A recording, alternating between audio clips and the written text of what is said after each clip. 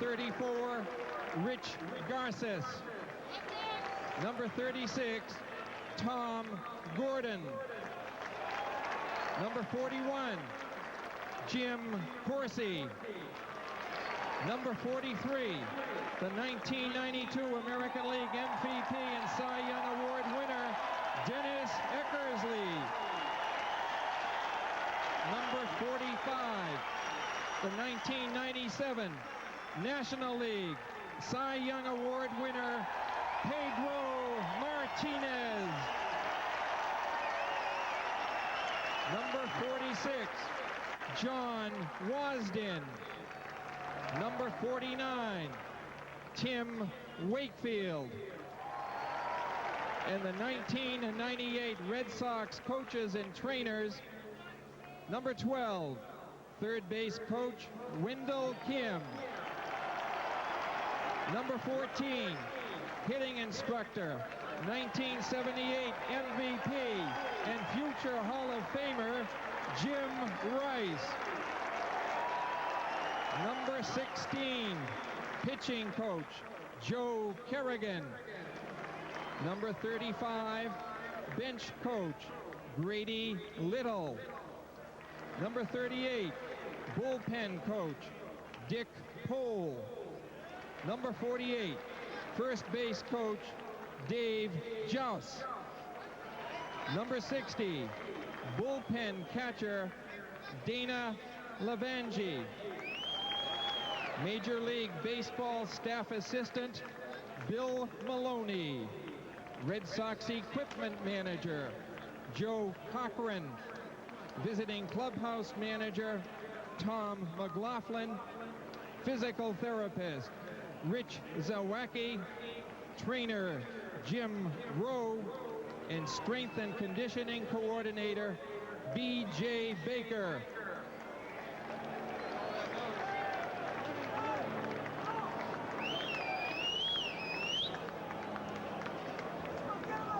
Ladies and gentlemen, presenting the colors this afternoon are the Lowell High School Air Force Junior Reserve Officer Training Corps and the Lynn English High School Marine Corps Junior Reserve Officer Training Corps.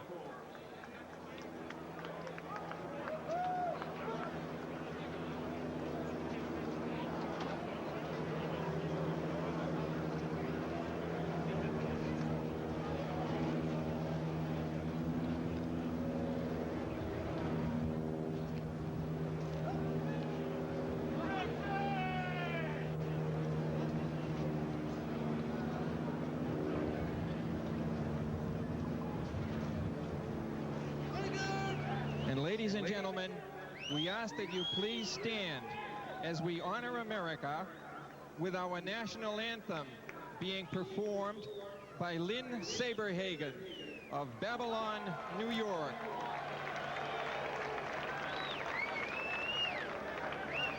Oh, say, can you see by the dawn's early light what so proudly we hailed at the twilight's last gleaming, whose broad stripes and bright stars through the perilous fight, oh, the ramparts we watched were so gallantly streaming, and the rockets' red glare, the bombs bursting in air, can prove through the night that our flag was still there.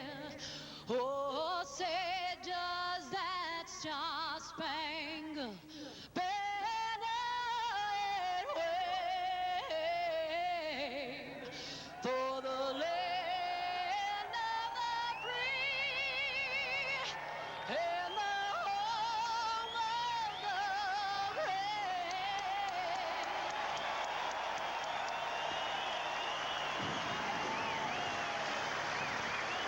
Capacity crowd standing here at Fenway Park. Lynn Saberhagen, the wife of Red Sox starter Brett Saberhagen, with a big smile as he heads off to the dugout.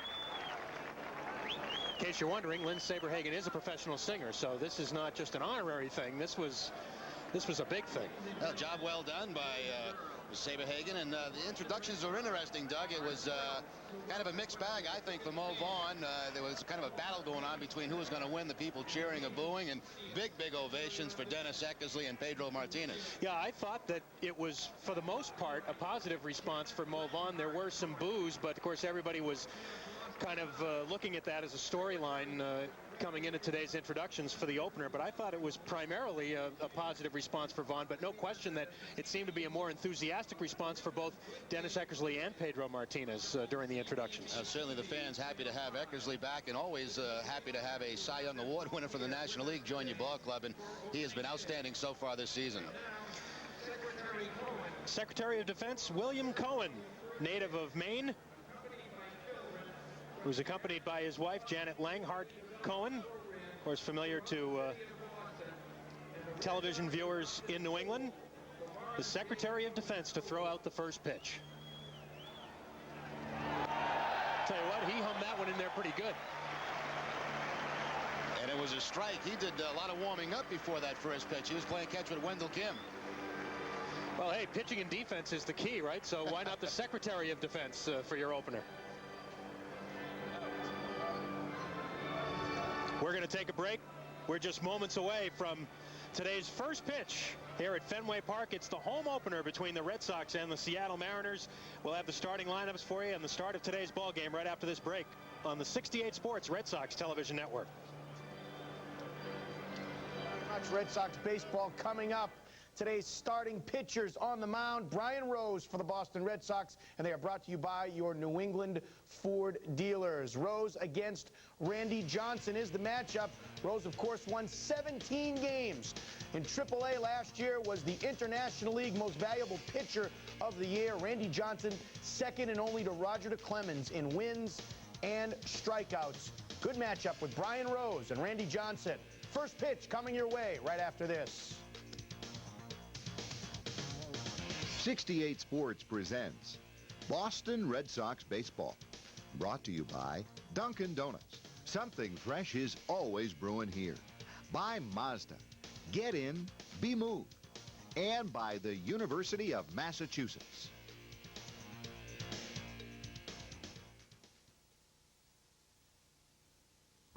Who goes to the University of Massachusetts? I fell in love with the campus immediately upon seeing it. I am a better astronaut because of what I learned at UMass. When you measure the quality of the education, it's a no-brainer where you're going to go to school. It's one of the state's great jewels. And it was a great learning experience. It really was. Would I go there again in a heartbeat? The University of Massachusetts. Get the idea? I'm proud to be president of the university. Let us be part of your success story. Connecting with the wrong internet provider can leave even the most experienced net user frustrated and abandoned. Now there's a better way. BellAtlantic.net, with access to Big Yellow, your Yellow pages on the web, and a helpful staff to guide you 24 hours a day, 7 days a week. Bell Atlantic can open doors to the internet you never knew existed. Wild things are happening. Bell Atlantic. We'll see you there. Check out the easiest way to purchase Red Sox tickets through the new Touchstone ticketing system by dialing 617-482-4SOX. This friendly system provides fans with the fastest, safest, and most convenient way to purchase Red Sox tickets. It gives you access to the game's oldest and most traditional ballpark through cutting-edge technology. Touchstone ticketing is available 24 hours a day, 7 days a week from any Touchstone phone. Credit cards only.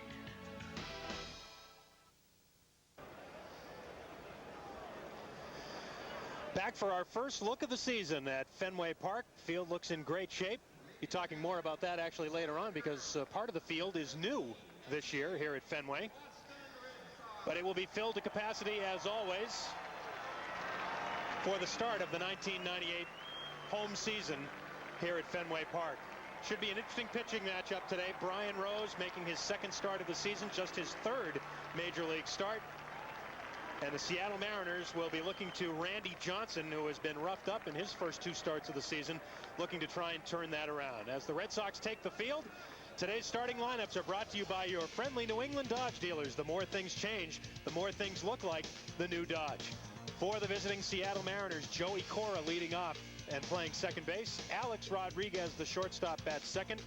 Junior Griffey playing center and batting in the customary number 3 spot. Edgar Martinez is off to a slow start this year for Seattle. The DH batting 4th. David Segui, who's off to a great start, hitting 5th, playing first base. Likewise, Glenn Allen Hill off to a fine start. The left fielder batting 6th.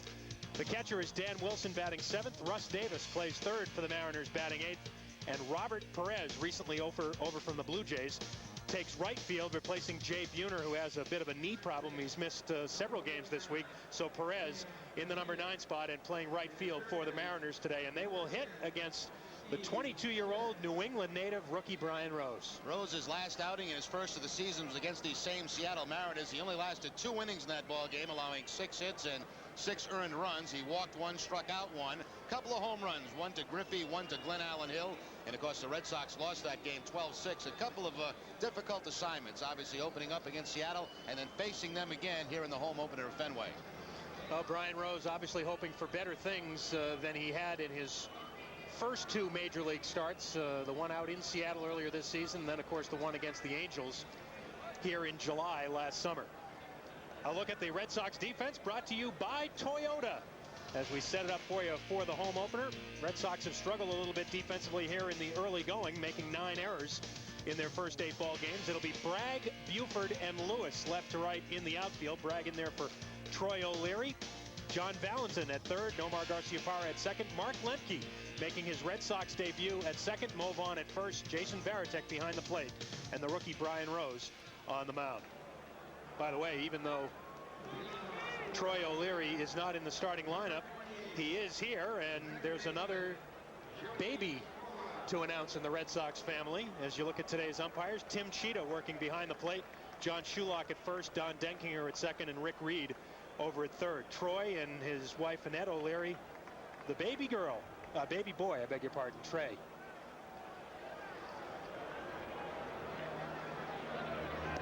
Brian Rose's first pitch at Fenway Park this season is a called strike to Joey Cora. Tough to keep up with all the social news on this Red Sox team. First the Wasdens, now the O'Learys. Fouled away out of play, 0-2 to Cora. Well, we saw it. Another young pitcher, Derek Lowe, struggle in his first outing against the Seattle Mariners, but last time out was much more relaxed and had a terrific game against the Anaheim Angels. We'll see today if Rose is a little bit more relaxed than in that first outing against Seattle.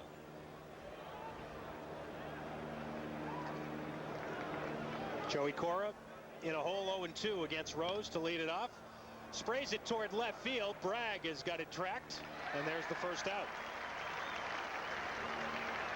Seattle Mariners actually playing their first game outside this season. They have been at the Kingdome for that first homestand, and they're playing their very first ball game in these cool conditions this afternoon at Fenway.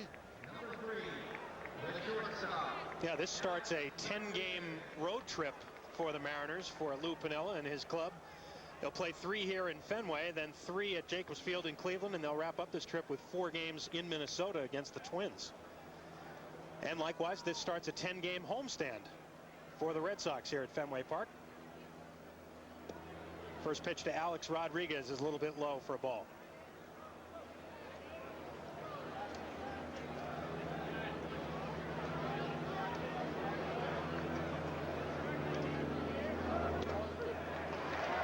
Right in for a strike, 1-1 on Alex Rodriguez.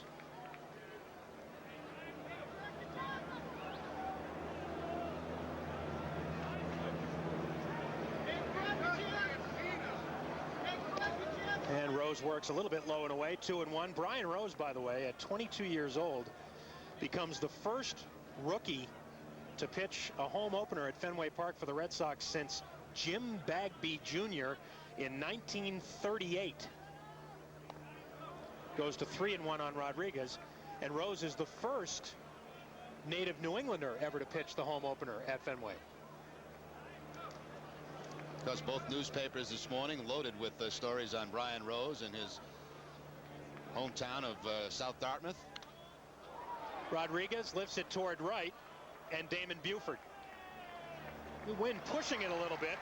The wind has changed directions a couple of times here prior to the start of today's ball game. Earlier, a couple of hours ago, it was blowing almost straight in.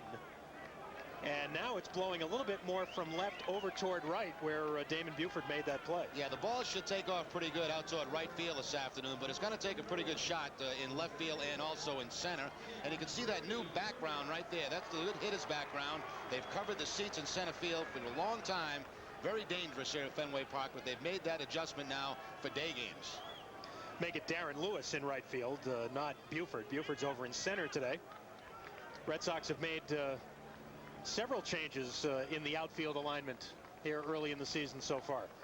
Ken Griffey Jr. now with 2 outs and nobody on.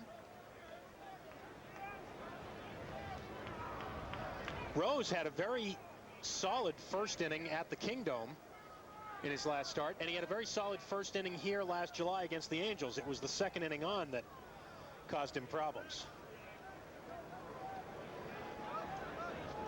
Only worked 3 innings in that game last summer, his first major league start, and then just 2 innings in Seattle last week. Griffey takes. Close pitch. 3-0 the count on Griffey. Well, I guess Cheetah figures if Griffey doesn't swing at the pitch, it's going to be a ball.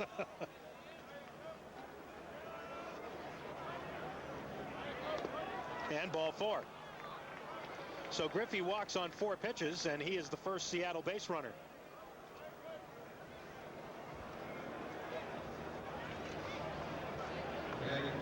The Mariners are first in the American League in walks coming into today. That is their 40th walk of the season in just their 9th game. They're also first in home runs, by the way, by a wide margin. The Mariners have hit 20 home runs in their first 8 ball games.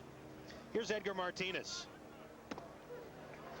Edgar off to a slow start to his 1998 season, as you can see from those numbers.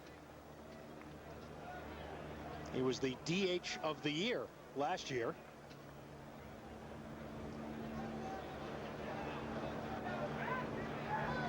The 0-1 is outside. 1-1 now to Martinez. Last weekend in Seattle, it was unusual to see Martinez struggling here at the beginning of the season. It won't take him long to get going, and once he does, he'll probably be the DH of the year again.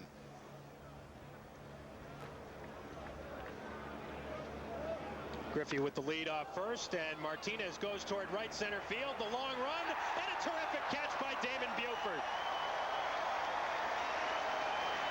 That ends the first.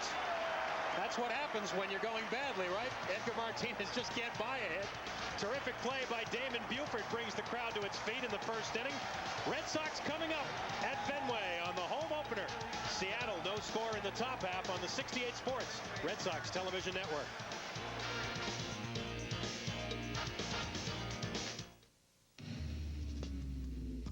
Even though Dodge Ram is the bright red gold standard of pickup trucks, we're always improving things. We've made our available Magnum V8s even more powerful. We've improved the already world-class interior. In all, we've made 130 improvements to the Ram lineup since introduction, including this one, our new flow-through ventilation system. New Ram Quad Cab. The rules have changed. Where's the game? Where's the game? ¿Quién está ganando? Dime algo.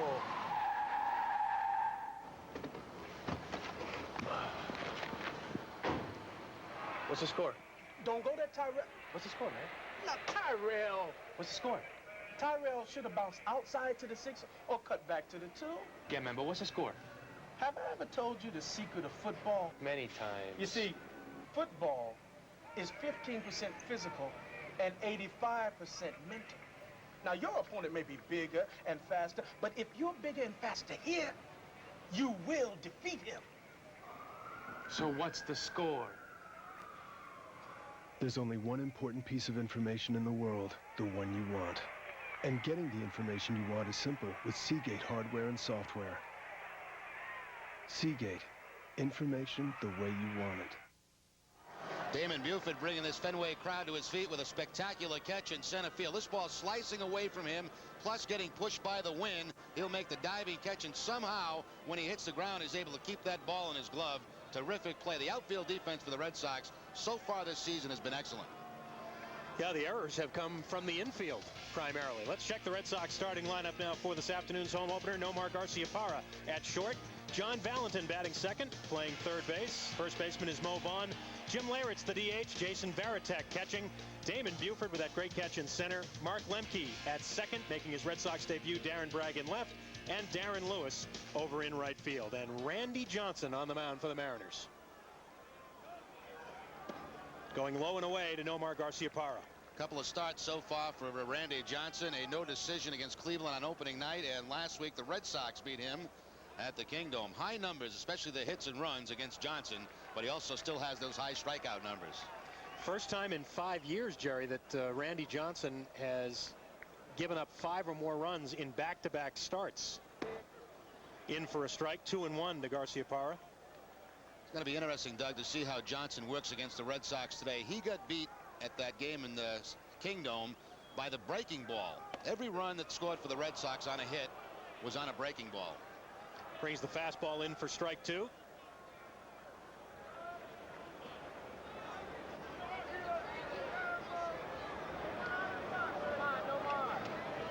And a swing at a bad pitch way outside, and Garciaparra strikes himself out. Well, that pitch was actually supposed to go inside where Wilson was set up, but the ball just sailed away, and Garciaparra can't lay off it. Checking the defense now. Well, that's the Red Sox defense. The Mariners are now out in the field, and there they are. Glenn Allen Hill, Ken Griffey Jr., Robert Perez left to right. Russ Davis at third, Alex Rodriguez at short, Joey Cora at second, and David Segui at first. Dan Wilson behind the plate, and Johnson on the mound, now working to John Valentin for a called strike. After the game in Seattle last week, Jerry, a lot of the writers were asking all the Red Sox hitters if Johnson had lost anything. Of course, he had had 2 bad starts in a row.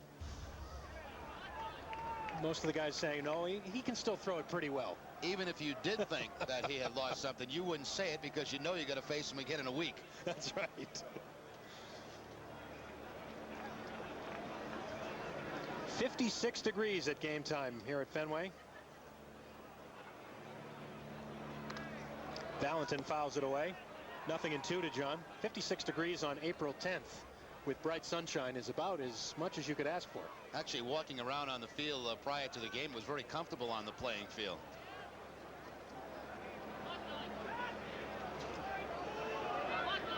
Johnson to work 0-2 to John Valentin. To left field and pretty deep. Hill back to the wall, and it is about halfway up off the wall. And John Valentin will start his Fenway season with a stand-up double. Well, you might remember a year ago, Valentin had a couple of home runs off Randy Johnson here at Fenway in that opening day ball game, and this ball might have been close to a home run had the wind not been going across from left to right. Valentin, the last 2 games, is really starting to swing the bat. He swung it very well that last game in Anaheim, and now starts off with a double here today.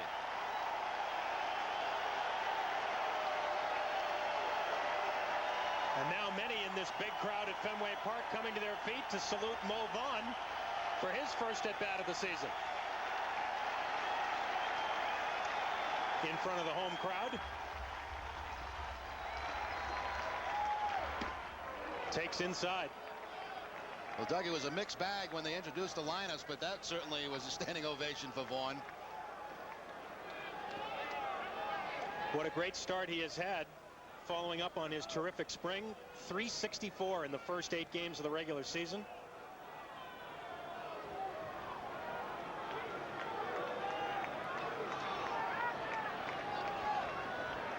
Valentin at second with 1 out in the bottom of the first. And up a little bit again, 2-0 to Vaughn. Well, Vaughn is the best hitter in the Red Sox lineup today against Randy Johnson. A .381 average against Randy with a couple of home runs. He loves the challenge, and of course Johnson loves the challenge of throwing a Mo. Swing and a miss. 2-1 now on Vaughn. Nothing fancy about this. Old number 1 from Randy Johnson. power against power. Somewhere in the mid-90s. He's up around 97, 98 last week in Seattle. And 2-2 now. Same pitch, a little bit more out over the plate that time, it appeared. Yeah, I noticed so far not a breaking ball yet from Johnson.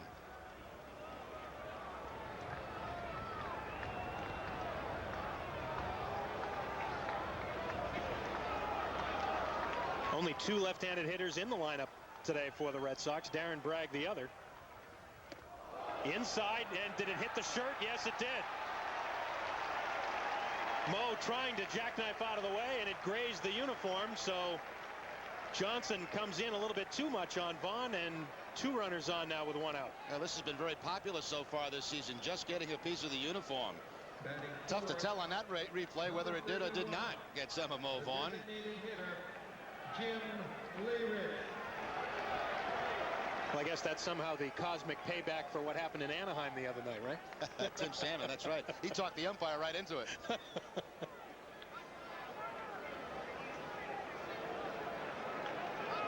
First and second with 1 out, and Jim Leyritz, the designated hitter. Swings through a fastball. Now, here's where the Red Sox have to start getting some production. They're going to face 3 left-handers over the weekend against Seattle. And after the top 3 guys in the lineup, the rest of the group has struggled.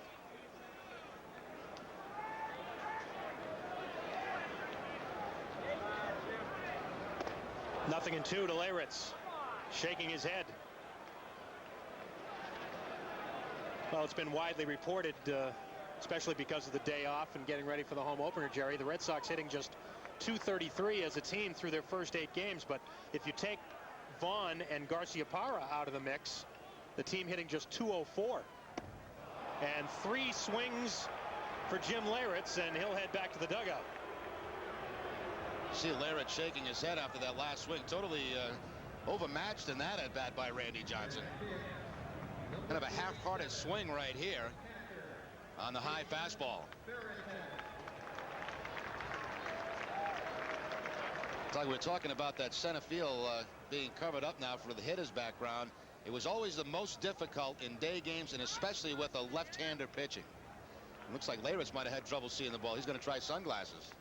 Well, the other big change here at Fenway for this season that you can see from this angle particularly is the different color of the skin part of the infield. That's because it's a brand new infield here at Fenway Park. This is the first time since 1976 they've put in a new infield, and Joe Mooney, Casey Irvin doing a great job getting this thing ready for opening day. The park looks terrific. Of course, everybody remembers last year the April Fool's blizzard we had and how tough it was to get the field to recover from that. Really for quite some time, but the field looks terrific today. A called strike to Jason Varitek, 1-1.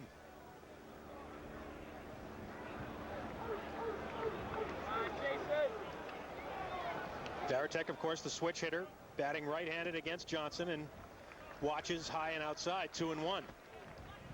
Last start that Varitek made had 4 strikeouts against Chuck Finley and the Angels. And this is his very first at bat against Randy Johnson. And patient. Again missing by just a little, and it's 3-1 now to Varitek.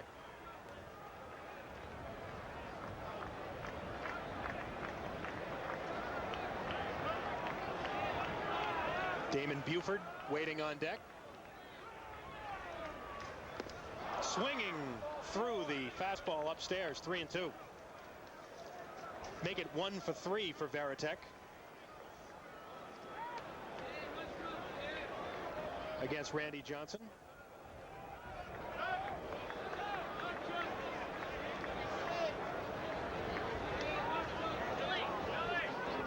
And the 3-2 is a swinging strike 3. So Johnson gives up the double to Valentin, hits Mo Vaughn, but strikes out the side in the first. No score after 1 here at Fenway Park. Mariners and Sox on the 68 Sports Red Sox Television Network. In the next century, there'll be 50% more passengers at Logan Airport. so major construction is underway. The first improvement is a new garage with thousands of parking spots all under one roof. And for convenience, enclosed moving walkways will connect it to Terminals A and E, opening this summer. Oh, excuse me, I believe you got my router. Oh, my apologies. Hey, don't worry about it. Oh, here's mine. Logan Modernization. Work in progress. Hello, I'm Norman Schwarzkopf. What did you do the last time you attended a sports event, a university commencement, or other gathering where our national anthem, the Star-Spangled Banner, was played? Were you standing straight and proud? Did you face the American flag with your right hand placed over your heart? If you were wearing a hat or cap, did you take it off and hold it over your heart? In a less than perfect world, observing a code of conduct throughout the playing of our national anthem may seem to some unnecessary. Yet to many others, the Star-Spangled Banner remains a moving reminder of individuals who thought enough of future generations like you and me to offer everything they had. In light of their personal sacrifice for our freedom, shouldn't we respectfully demonstrate by our actions that it's an honor to honor our flag?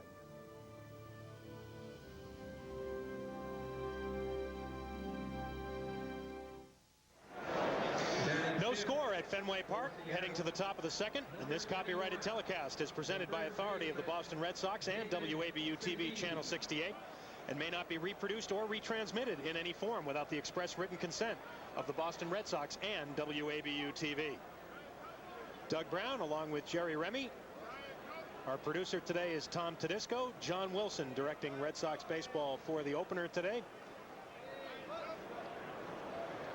And moving to the top of the second, David Segui leading off for the Mariners. And here's a guy who's off to a tremendous start. Well, they've added two players in this lineup that have both off the great start. Segui and the next hitter, Glenn Allen Hill. Takes a ball from Brian Rose. There's Glenn Allen Hill waiting his first chance. Segui has hit in every game for the Mariners to start the season, an 8-game hitting streak. Takes a breaking pitch, 1-1. Rose is limping right now. I don't know if he twisted an ankle making that last pitch. Look, he turned the ankle over in his follow-through.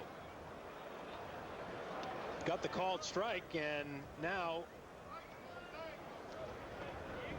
a whole team of folks out of the Red Sox dugout to check on the young right-hander. You know, sometime the landing areas for pitches obviously are different, and Randy Johnson's would be different than Brian Rose. And it looked like after Rose landed, after making that last pitch, he just turned the ankle over.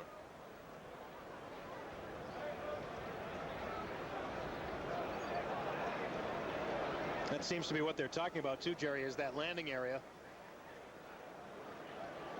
Of course, Johnson at 6'10" would have that big stride coming off the rubber.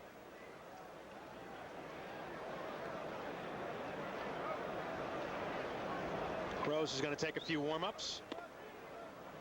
The count is 1-1 to David Segui. And Rose throws one pitch and says, "I'm okay." Let's look at it again. Watch that front leg, front foot as it lands, and looks like he just turns it right over. And you can see him just buckle.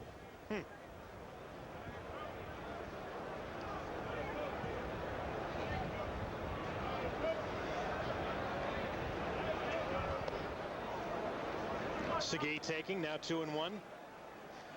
We showed you that Segui has 4 home runs already. He actually would have had a 5th one on Wednesday night against the Yankees, but a long drive toward right center field hit off one of the speakers. Wound up bouncing in short center field, and he got a triple out of it. Now, one thing Joe Kerrigan and Jimmy Williams will watch closely now is Rose changing his pitching style, his mechanics, because of the injury. And they have to be very careful with that.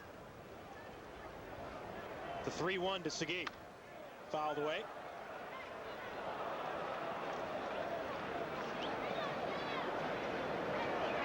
If that happens, sometimes that puts more strain on the arm, and you end up with an arm injury also.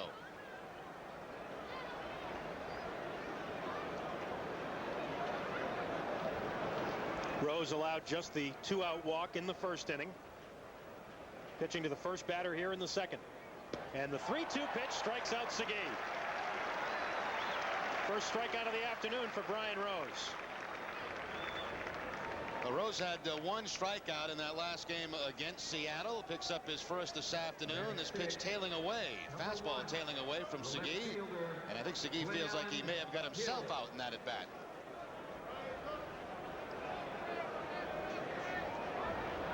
Something to just get David Segui out here in the 98 season. Glenn Allen Hill takes a first pitch strike.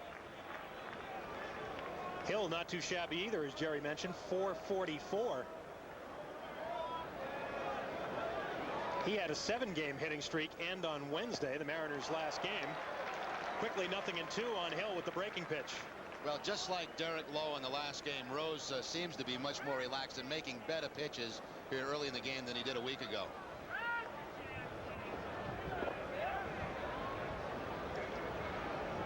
The 0-2. Wasting one in the dirt. Glenn Allen Hill, who came over from San Francisco last year.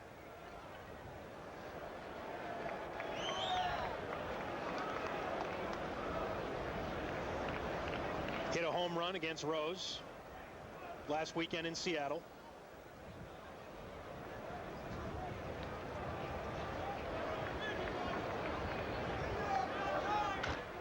Tapped on the ground toward Mark Lemke, who gets his first chance, and the second out. The Red Sox are going to have to do a better job pitching to Hill this weekend. Last weekend, they left a lot of pitches inside, which is exactly where he likes it. That pitch by Rose away, and the ground ball of Mark Lemke making his Red Sox debut. Kind of hectic for Lemke, you know, coming up from Fort Myers, training pretty much by himself down there, introducing himself to all his new teammates today. Of course, he's knows his manager pretty well from the days in Atlanta. Well, the Red Sox had gone with Donnie Sadler and Mike Benjamin at second base for the first 8 games, but they weren't getting an awful lot of offense out of the second base position. Jimmy Williams had said prior to the start of the season, Jerry, that he wasn't too much worried about that, but when you go through a series that the Red Sox just had where they only scored 3 runs in 3 games, you hope to get a little extra offensive production from wherever you can get it. The called strike to Dan Wilson, the Mariners catcher. 1-1 now the count to Dan.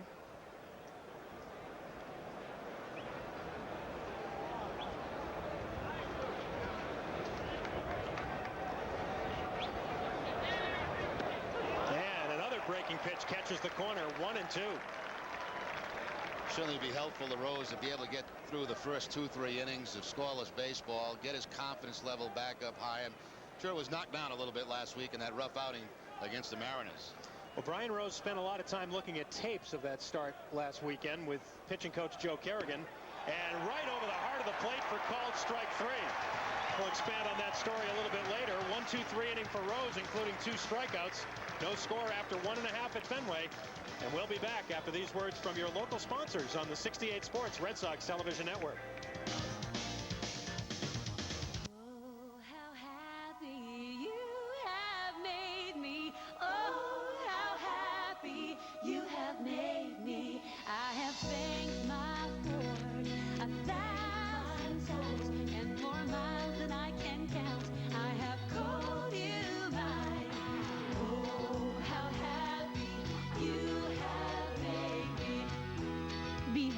At your New England Ford dealer.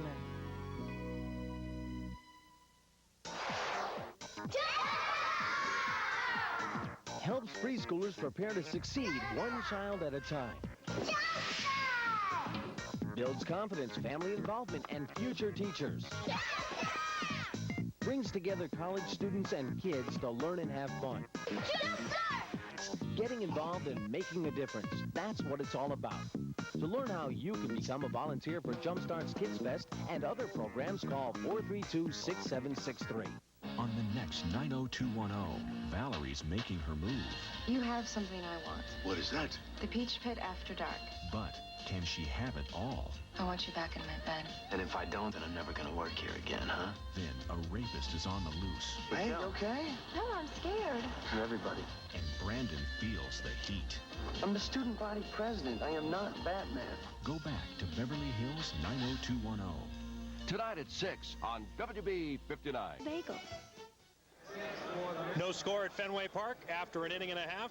Red Sox about to take their swings in the bottom half of the second, and League Leaders is brought to you by Mazda. Experience cars and trucks built with a passion for the road. Mazda. Talked about the Seattle Mariners home run production this year. They're picking right up where they left off last year, Jerry, leading the major leagues with a record 264 home runs, 25 better than the next closest team, the Colorado Rockies. Of course, the Mariners have hit 20 home runs in 8 games this season. If they keep that up all year, that'll be more than 400 for the year. First pitch to Damon Buford is down low from Randy Johnson.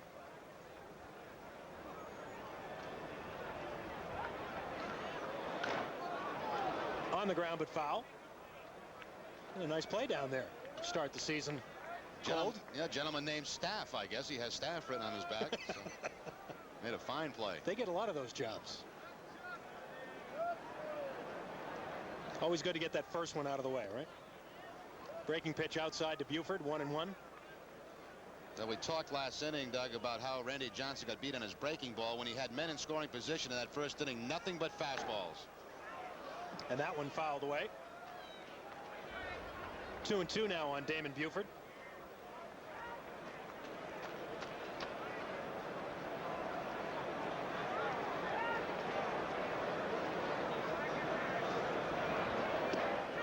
And a called third strike. Make it 4 strikeouts now for Randy Johnson. Now there's the breaking ball. Pitch by Johnson, down and in against those right-handers. Last week, everything seemed to stay out over the plate. Didn't have many like that. So if he has both pitches working for him this afternoon, that's trouble for Boston. And Buford appeared fooled. Looked like he was expecting the number 1. Mark Lemke. His first at-bat for the Red Sox. Here's how he fared last year for the Braves before the injury that knocked him out. No swing. 2-0 the count on Lemke.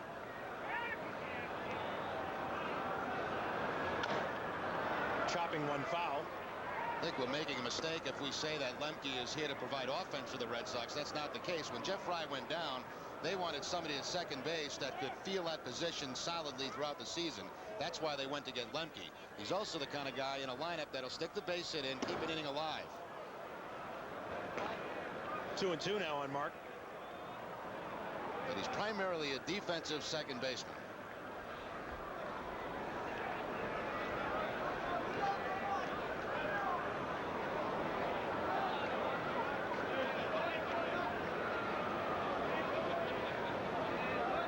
Randy Johnson working 2-2.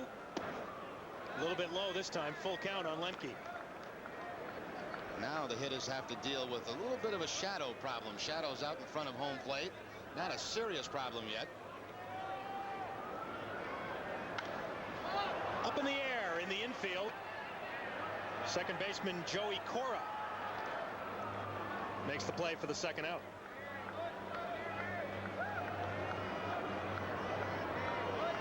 They're talking about the offense from the second base position, Jerry. Donnie Sadler, of course, will now get a chance to work on his game both offensively and defensively down at Pawtucket with Lemke joining the Red Sox here.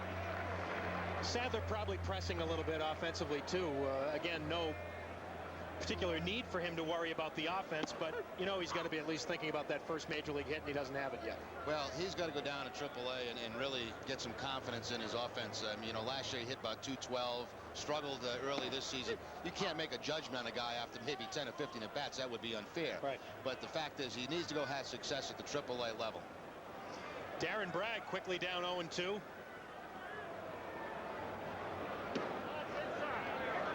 That one just missing.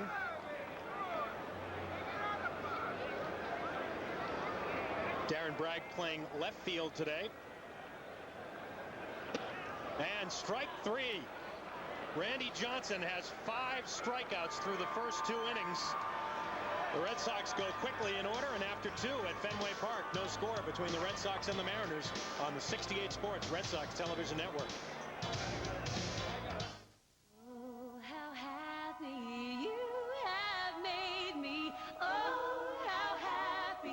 You have made me. I have things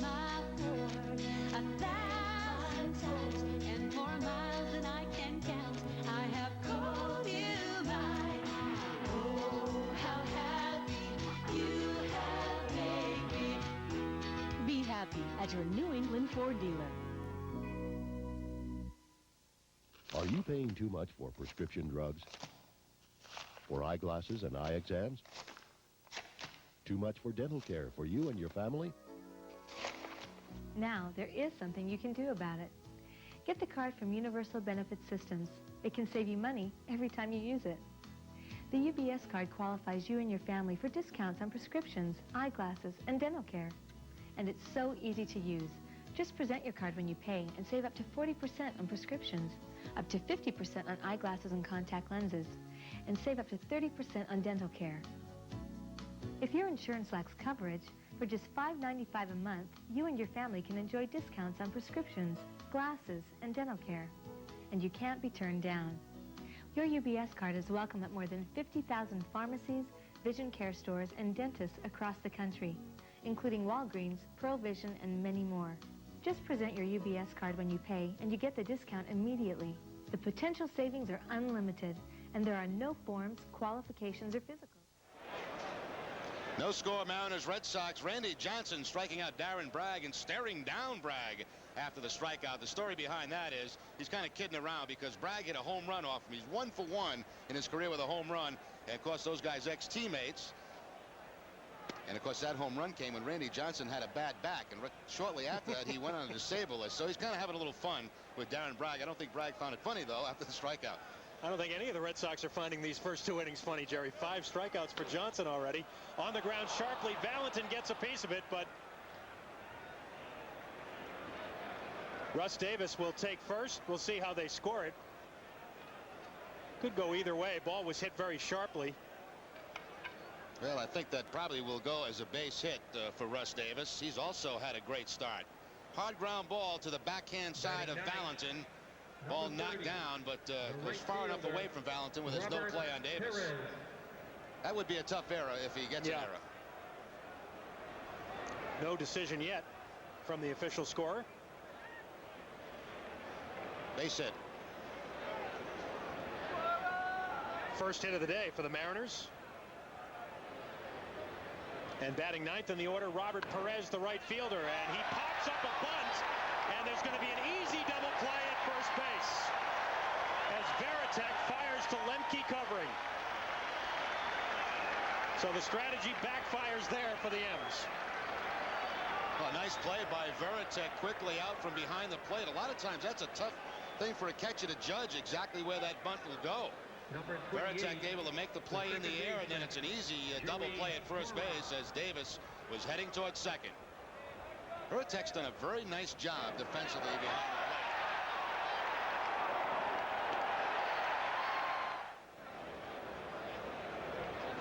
the plate. Nothing Russ Davis could do except keep his head down and go back to the dugout.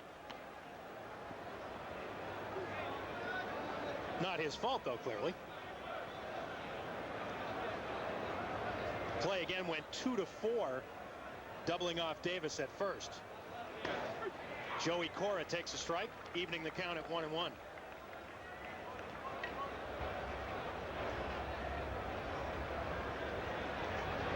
Cora flied to Bragg in left to lead off the ball game. Just missing the inside slice. Well, to this stage in the game, and certainly early, Rose is not just throwing the ball this afternoon. He's pitching. Joey Cora comes into this ball game with an 8-game hitting streak to start the year. Slaps that one down the left field line, but foul just into the grandstand. And what I mean by that is Rose hitting the corners. He's moving the ball in and out, where the other start at Seattle, it was just pretty much everything right down the middle of the plate. He's pitching so far in this game this afternoon.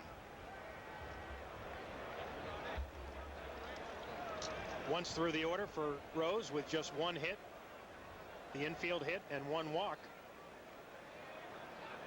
Now works 2-2 to Cora and hits him. On the breaking pitch, it got away. You're going to get hit. That's as good a spot as any to get hit. Yes, for most of us, that's where a lot of the padding is, and certainly Joey Cora taking it in a good spot. Breaking ball, nowhere to go for Cora. The shortstop, Alex Rodriguez.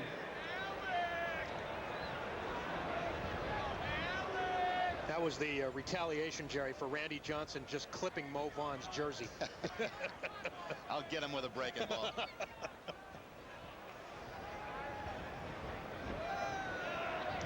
I wondered, after watching the Mariners hit 9 home runs against the Red Sox in those 3 games out in Seattle last weekend,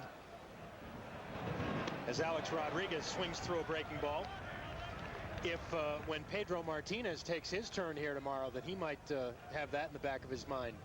Just to, of course, Pedro works inside anyway, but the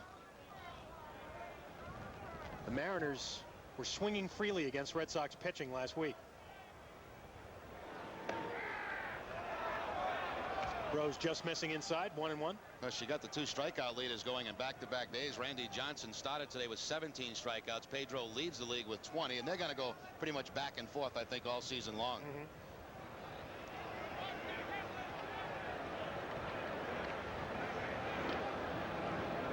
Rose chases Cora back to the bag.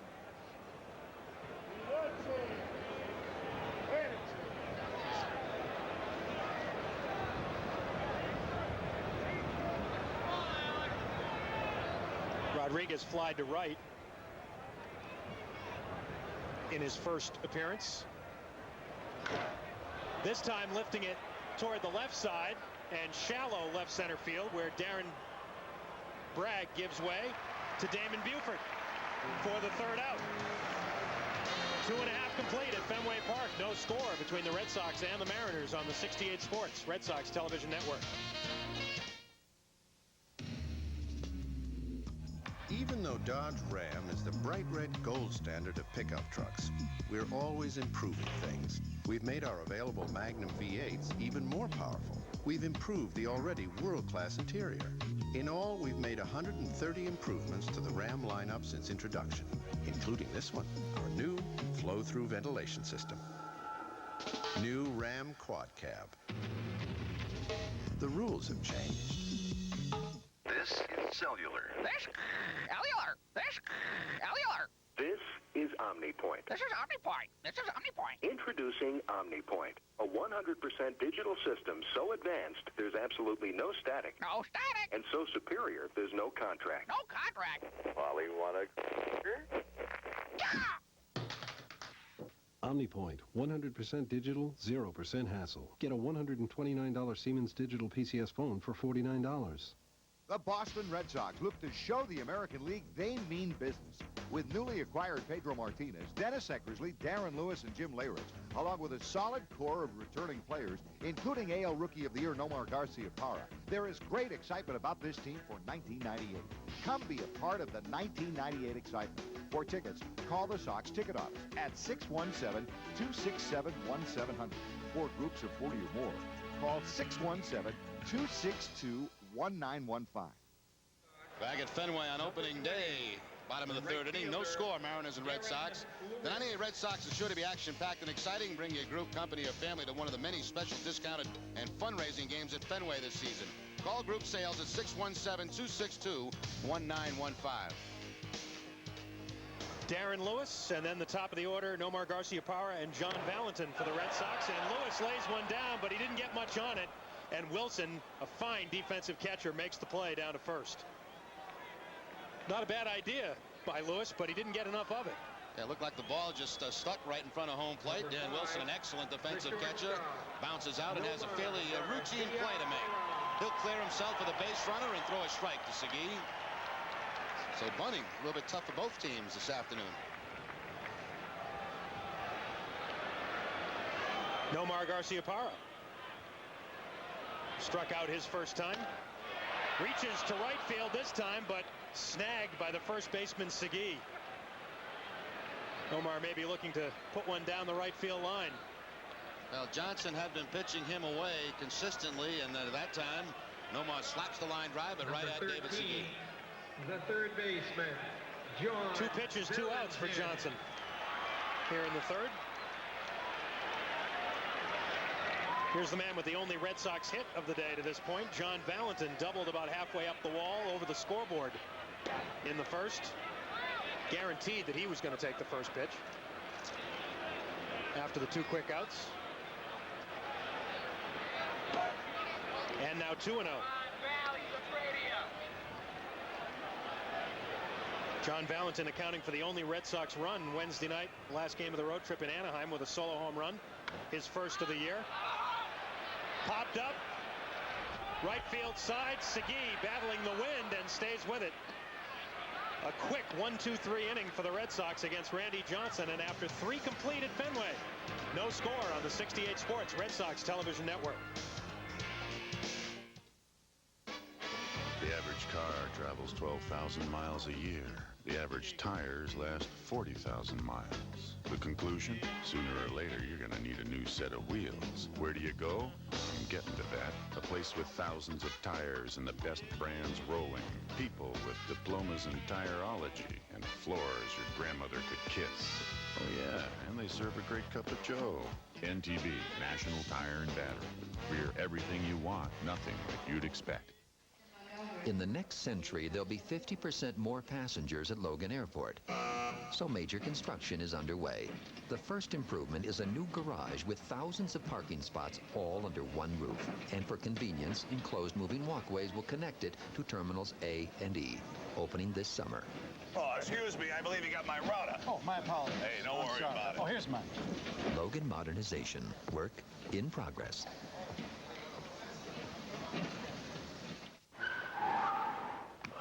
Don't go there, Tyrell. No, Tyrell. What's the score? Tyrell should have bounced outside to the 6. Yeah, man, but what's the score? Have I ever told you the secret of football? Many times. Is 15% physical and 85% mental. If you're bigger and faster here, you will defeat him. So what's the score? There's only one important piece of information in the world, the one you want. Seagate hardware and software. Information the way you want it. Back for the 4th inning here at Fenway Park. Doug Brown along with Jerry Remy. Glad to have you with us on opening day. The center fielder. Brian Rose and Randy Johnson hooked up in a good one here so far.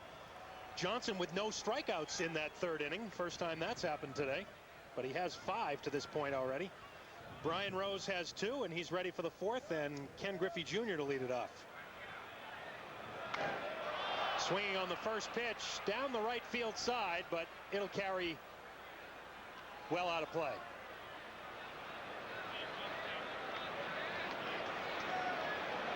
Griffey walked on 4 pitches his first time up. Griffey with those 3 home runs this season, by the way, is 3 away from 300 for his career.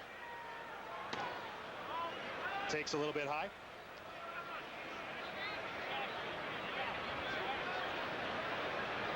A good April hitter is Ken Griffey Jr. 13 April home runs a year ago. So a little bit behind that pace so far this year. Now, one thing that doesn't hurt Griffey, the fact that in April they get to play a lot of games at home in the Kingdome. Towards center field, but right there on it is Damon Buford for the routine first out. The fans around the world can now log on to www.redsox.com, the official website of the Boston Red Sox. This easy-to-navigate Red Sox homepage offers fans the ease of purchasing tickets online and is your first source of breaking news, history, and information on one of the greatest sports franchises in history. Red Sox baseball, what a game. Edgar Martinez, who was victimized by a sparkling catch in right center field by Damon Buford back in the 1st inning.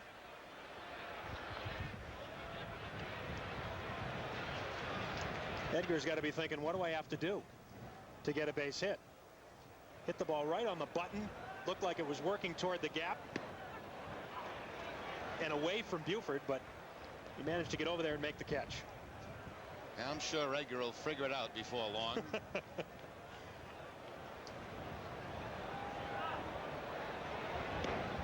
Breaking pitch just missing a little bit low. 2-1 to Martinez. Well, that wind really starting to gust now out toward right field. And at the same time, gusting into our booth here a little bit. Fouled away by Martinez, off to our right. There's a look at it. Wind coming down from Canada, right? Yes, primarily from the north, the April wind. Well, it's better than straight in toward home plate. And it was blowing a little more straight in toward the plate a couple hours ago. 2-2 to Martinez, right up the middle for a base hit. So Edgar was robbed last time, but this time he keeps it on the ground where Buford can't catch it. Let's pause 10 seconds right now for station identification on the 68 Sports Television Network. Number 21. You're watching Red Sox baseball on WABU TV channel 68 Boston, WNBU TV channel 21 Concord, New Hampshire, and WZBU TV channel 58 Vineyard Haven, Cape Cod.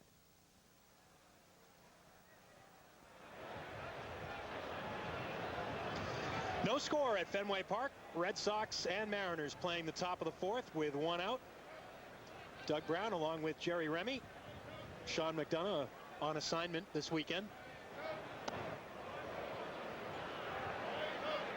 Sharp-eyed observers will know where. 16th hole, right? Yeah, exactly. It was windy on that tower too yesterday, I'll bet. David Segui, who fanned his first time against Brian Rose today, taking a called strike to level the count at 1-1.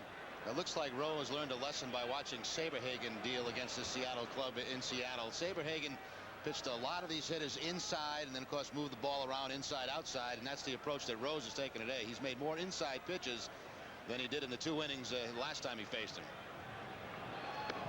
On the outside corner for called strike 2. Started to talk about this earlier too, Jerry, after the game and after looking at the tapes. Particularly, Brian Rose said that one thing he wanted to change today from his last outing against the Mariners is he didn't think he was throwing enough breaking pitches to right-handed hitters, and we've seen a number of those already. Well, you saw that last pitch outside corner. When you throw inside, that should give you a little more space on that outside corner to make a pitch. Edgar Martinez at first with one out. 2 hits for the Mariners, just 1 hit for the Red Sox to this point, as Rose and Johnson have been in command. The 1-2. Working Segui inside.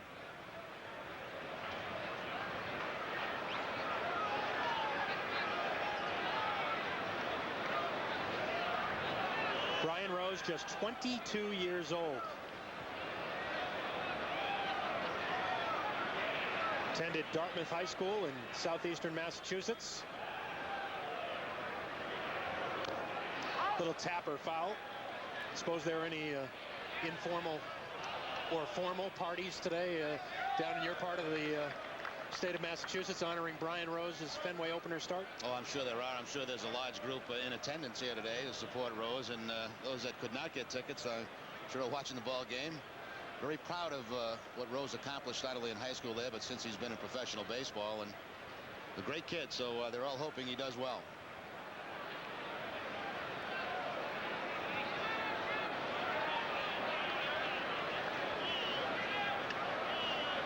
Two is the count on Segui. Ran into a couple of people down in Fort Myers who are very quick and proud to point out that Brian is the first native of Dartmouth, as near as anybody has been able to figure out, to make the major leagues. Of course, there have been others from that part of the world, including the man sitting to my right. Rose knocks it down. He'll go to second for 1, and Garciaparra guns it across for the double play. 1-6-3. And after 3.5, no score at Fenway. We'll be back after these words from your local stations. This is the 68 Sports Red Sox Television Network.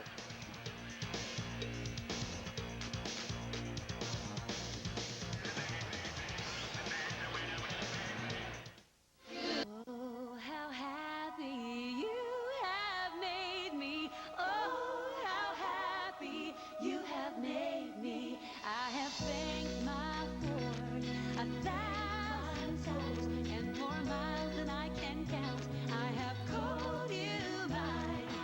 Oh, how happy you have made me. Be happy at your New England Ford dealer. Next time on Star Trek, The Next Generation, Lieutenant Worf is reunited with his lost love. I've never had such strong feelings toward anyone. Two brave warriors test the courage of their private passions. We are mated.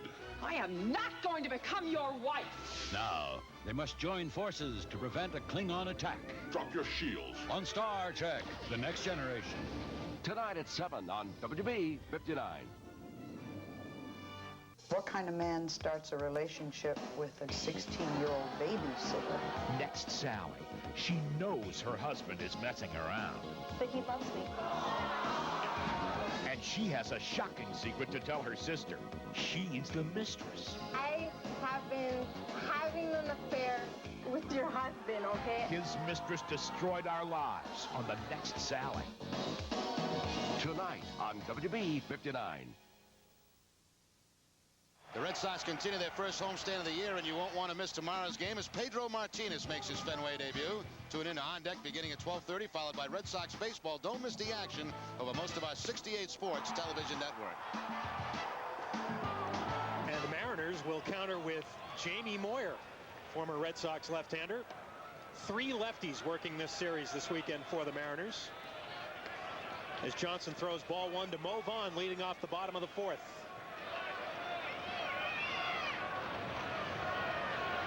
Martinez against Moyer tomorrow, and then Tim Wakefield against Jeff Facero scheduled coming off the disabled list for the Mariners on Sunday. Johnson working in tight with the fastball. 2-0 to Vaughn.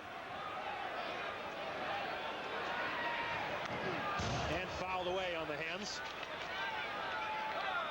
Mo was just grazed on the uniform by a Randy Johnson pitch back in the first inning. The amazing thing, Doug, is that Randy Johnson will throw Mo inside to try to get him off that plate, but Mo, one of the best at keeping that front shoulder in. And a called strike 2, tough pitch. Well, that's help that Randy Johnson probably does not need, and I think every hitter will tell you that. That ball appeared to be down. And instead of 3-1, now it's 2-2. And called strike 3 right over the heart of the plate. And Mo Vaughn is the 6th strikeout victim of Randy Johnson, 2nd called.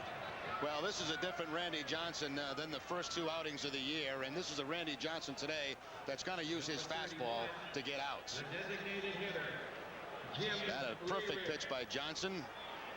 The one before was questionable, but that's certainly a strike. Jim Leyritz, who was down on 3 pitches to strike out back in the first inning.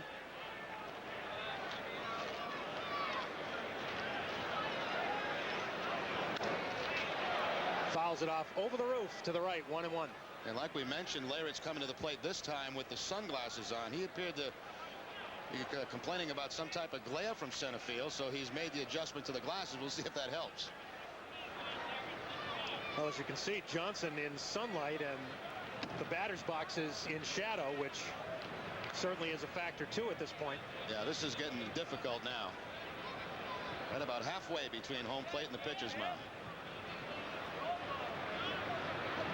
Leyritz ahead in the count, 2-1. Now even at 2-2.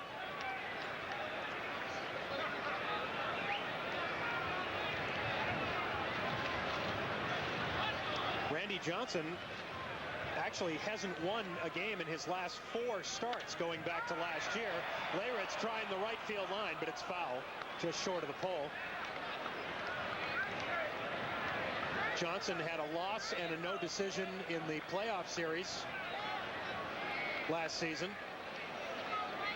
And there you see it, trying to avoid duplicating that feat from 5 years ago. Ooh, and Leyritz took that one off the, was it the ankle maybe, or the foot? We'll have to wait and see. He tried to skip out of the way, but didn't make it. So that's the 2nd hit batsman for Johnson, but this one actually made contact. Yeah, and don't mistake this as being some type of a beanball war, because it's not. Joey Cora got hit with a breaking ball, and the same thing here for Leyritz. It looks like Randy Johnson wanted to go with the slider down and in. Instead, it got that front foot of Jim Leyritz. Believe me, if you get hit by Randy Johnson, you'd rather get hit down there than something up around the head. Appeared to be right off the top of the left foot.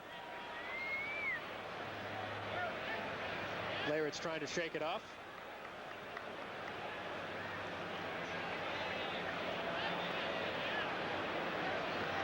Jimmy Williams out for a quick visit. Number 47, the catcher. Leyritz will remain in the game.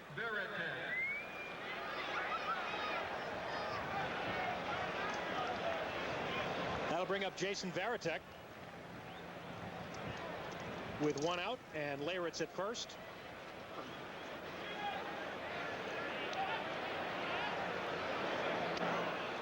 Varitek had a base hit in his last at bat against Randy Johnson Sunday in Seattle. But right now he's hoping that he can get out of this strikeout rut that he's in.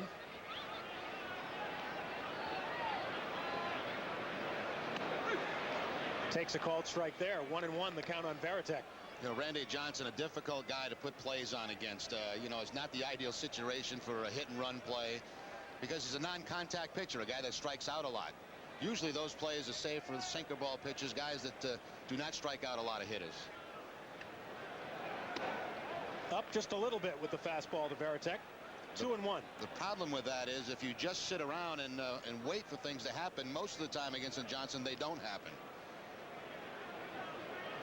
Well, the Red Sox had 2 runners on with 1 out in the first inning and were unable to even put a ball in play. Johnson fanned Leyritz and Varitek to get out of the inning. Here he falls behind Jason 3-1.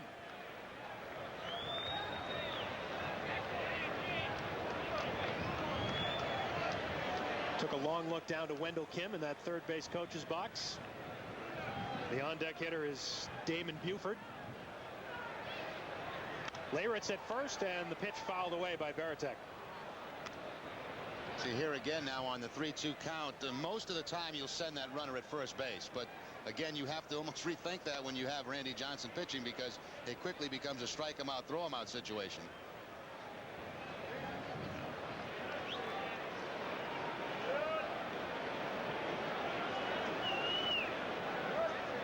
Three and 2 on Varitek. Leyritz with a short lead at first and fouled away.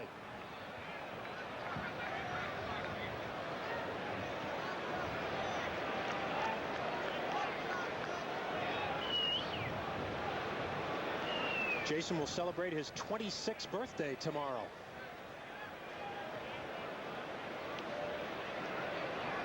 Like to celebrate it early with something here against Johnson, but he knocks down the hopper and throws Varitek out.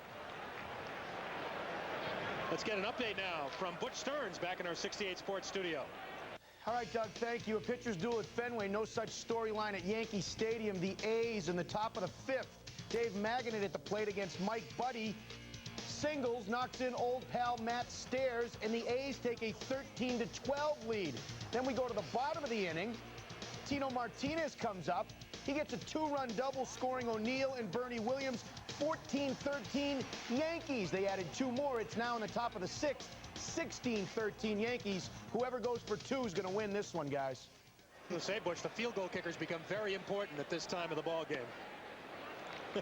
First pitch to Damon Buford is a ball. Nice crisp little pitches duel at Yankee Stadium this afternoon. The Red Sox, by the way, officially the last team of the 30 major league teams to play their home opener this season, as Buford homing in on us off to the right. The Yankees and Indians both playing their home openers this afternoon, but they started at 1. Red Sox starting here just after 3.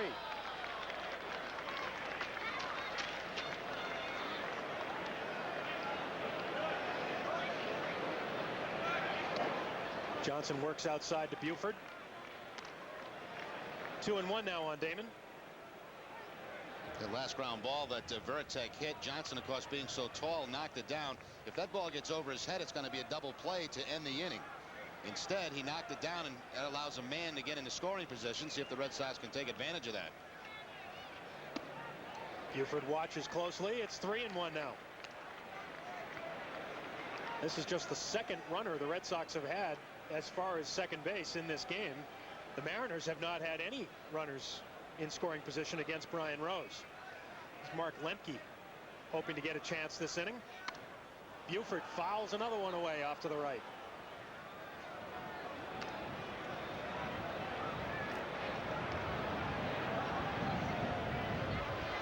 Buford took a called third strike back in the second inning, one of 6 Randy Johnson strikeouts. 3-2 pitch coming. Buford goes to left, hit well, up and out of here.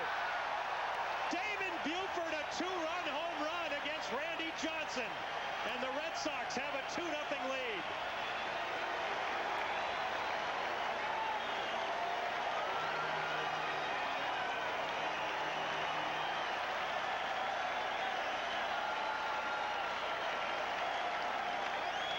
First home run and first 2 RBI of the season for Buford. He got the fastball from Randy Johnson and a line drive home run into the net.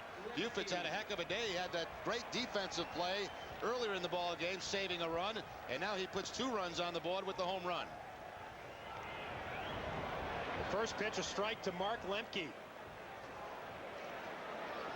And Buford, the man of the hour now in that Red Sox dugout.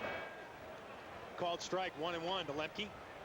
Well, it was a small thing, Doug, with that ball that was knocked down by Johnson. Instead of going over his head, it would have been a double play. It keeps the inning alive, and Buford takes advantage of it with the home run. But the strikeout of Lemke ends the inning. The Red Sox do get 2 on the home run by Damon Buford. A 2-0 Red Sox lead after 4 on the 68 Sports Red Sox Television Network.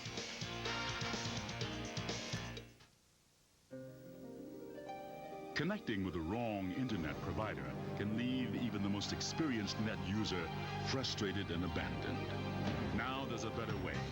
BellAtlantic.net, with access to Big Yellow, your Yellow pages on the web, and a helpful staff to guide you 24 hours a day, 7 days a week. Bell Atlantic can open the doors to the internet you never knew existed. Wild things are happening. Bell Atlantic. We'll see you there. When the unexpected happens, Dodge Dakota swings into action. Standard dual airbags help guard you from the front. High-strength steel door beams help shield you from the side, while the front seats are designed to help protect you from the rear. When it came to building a safer truck, we considered all the angles. Dodge Dakota. It's full of surprises. Check out the easiest way to purchase Red Sox tickets through the new Touchstone ticketing system by dialing 617-482-4SOX.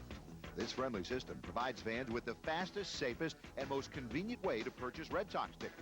It gives you access to the game's oldest and most traditional ballpark through cutting-edge technology. Touchstone ticketing is available 24 hours a day, 7 days a week from any Touchstone phone. Credit cards only. Randy Johnson trailing 2-0 thanks to the home run by Damon Buford in the bottom of the 4th. Well, Red Sox fans, check out the new 24-hour Touchstone ticketing by calling 617-482-4SOX. This new system's the easiest way to purchase tickets any time of day.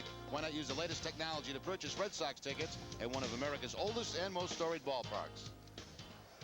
Brian Rose now working with a 2-0 lead and gets a called strike to Glenn Allen Hill leading off the top of the 5th. Hill grounded out to Lemke his first time.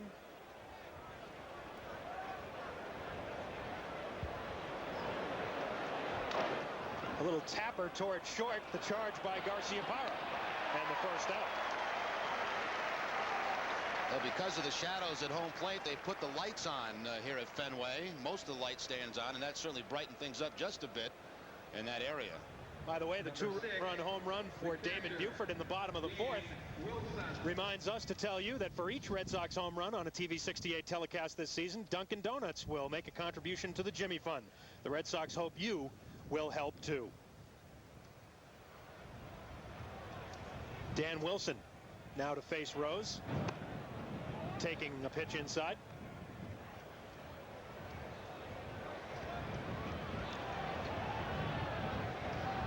Wilson was a strikeout victim, a called third strike in the second. Right back to Rose.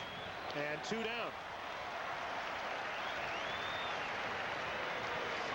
Now this would be big for Rose to get through this top of the 5th. His club just puts 2 points on the board, and if you can come down and shut down the offense in that inning, it has to make you feel a little better, and certainly those guys in the Red Sox dugout. They're not going to put Rose in a position today to fail. You know, they're going to wait too long if he starts to lose it to get him out of there. Just 60 pitches to this point, as you saw. For Rose, who works now to Russ Davis, the number 8 hitter, for a called strike. Davis hit a hot smash down to John Valentin. Couldn't backhand it. Tough play. One of 2 base hits today for the Mariners off Rose. And 1-1 the count now to Davis.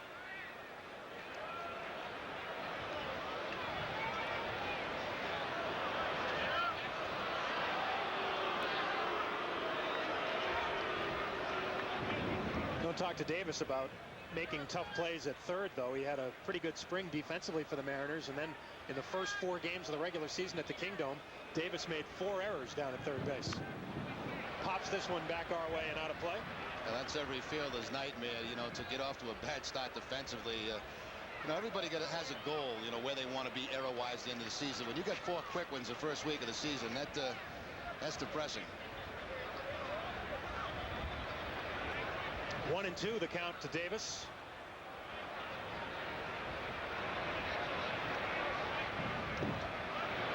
In the dirt. Varitek going for the block even with no one on base. Good habits.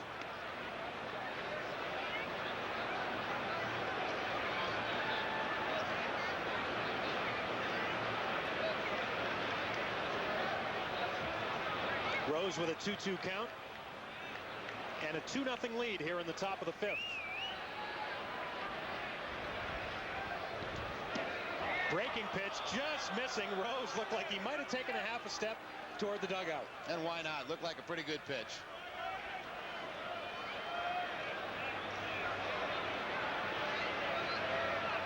Now the payoff. Toward right field and a base hit. 3rd hit of the day for the Mariners. 2 for 2 for Russ Davis. Now there's a case of a hitter hitting a good pitch by Rose. That ball on the outside corner. Davis trying to protect, trying to stay away from the strikeout. A nice piece of hitting. That's a good quality pitch by Rose. But Davis picks up the base hit and keeps him away from the 1-2-3 inning.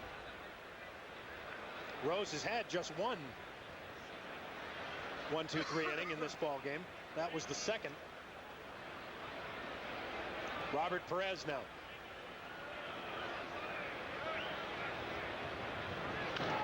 On the ground to third. Right to John Valentin. He'll take the short way over to Lemke for the 3rd out. Halfway through the home opener at Fenway, the Red Sox have a 2-0 lead on the Mariners on the 68 Sports Red Sox Television Network. Oh, how happy you have made me. Oh, how happy you have made me. I have thanked my Lord 1,000 times and more miles than I can count. I have called you mine. Oh, how happy you have made me. Be happy at your New England Ford dealer. This is Cellular. This Cellular. This Cellular. This is OmniPoint. This is OmniPoint. This is OmniPoint. Introducing OmniPoint, a 100% digital system so advanced there's absolutely no static. No static. And so superior there's no contract. No contract. Polly, wanna... OmniPoint, 100% digital, 0% hassle. Get a $129 Siemens digital PCS phone for $49. Since the dawn of time, there has been the eternal question, how low can you go? Even after inventing the wheel and tires to go with wheels, the question remained, how low can you go? To set history straight, nobody will go lower on prices for brand name tires than NTB. Nobody. So give us a call. NTB, National Tire and Battery. We're everything you want, nothing like you'd expect.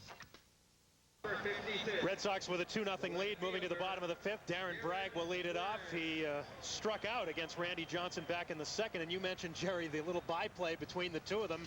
It was because of this at bat a couple of years ago.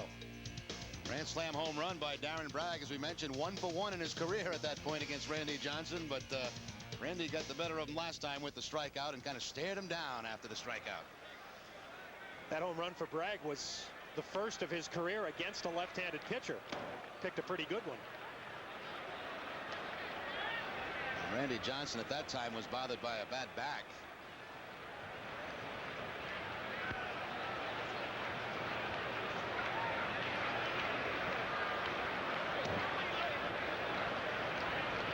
Missing.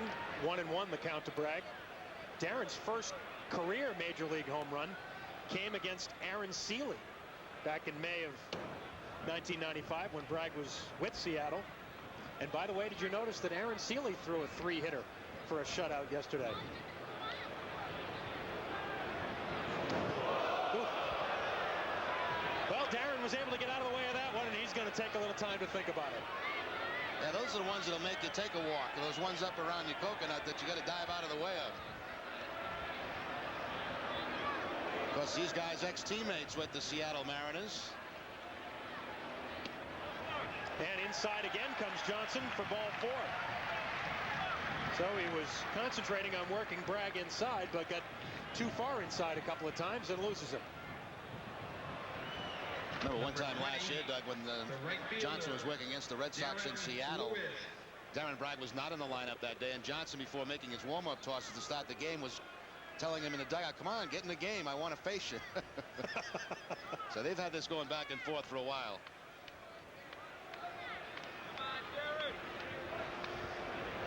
Darren Lewis trying for the bunt, pops it into the crowd near the Red Sox dugout. Lewis was bunting for a base hit his first time up, but left it right out in front of the plate, and Dan Wilson, the catcher, threw him out easily. That time thinking about the sacrifice.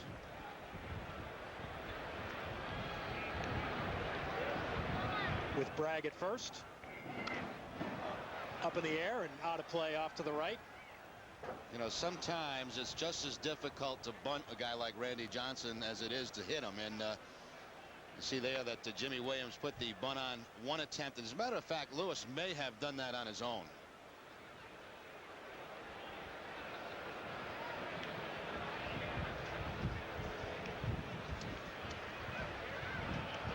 Darren Lewis 0 for 1 today, 4 for 21 now for the season. And swings through a fastball. That is Randy Johnson's 8th strikeout of the afternoon. 8 strikeouts, and 7 of those 8 have been with the fastball. The only breaking ball for a strikeout was to Buford back in the 2nd inning.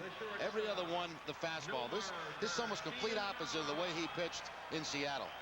By the way, the walk to Bragg to start this inning was the first by Johnson today. He has hit 2 batters. Back to the top of the order for Nomar Garciaparra. Struck out in the 1st, lined to 1st back in the 3rd inning. Bragg is up, and Wilson will take a shot, but a great jump for Darren Bragg, and he steals 2nd easily. Yeah, Wilson had absolutely no chance at all. Bragg is stealing that one off Randy Johnson. If you guess correctly on Johnson's first move, you got a great chance of stealing the base, because it does take him quite a while to get the ball home. Wilson has to rush. The throw is going to be to the shortstop side of 2nd, and Bragg picks up his first stolen base of the season. More importantly, gets in a scoring position. Garciaparra watches it sail outside. 1-1. Make it 2-0 the count. First pitch was a ball also. 2-0 the count on Nomar.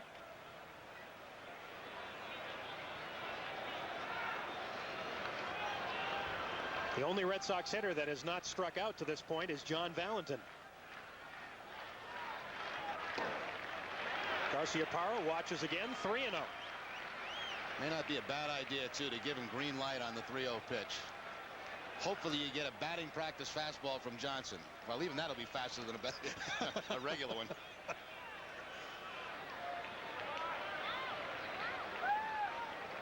And it's ball 4. So 2 walks sandwiched around the strikeout of Lewis. And the Red Sox have runners at first and second with 1 out, and John Valentin coming up. Number 13. Lou Piniella looking on from the Seattle dugout. See what the Mariners elect to do here defensively.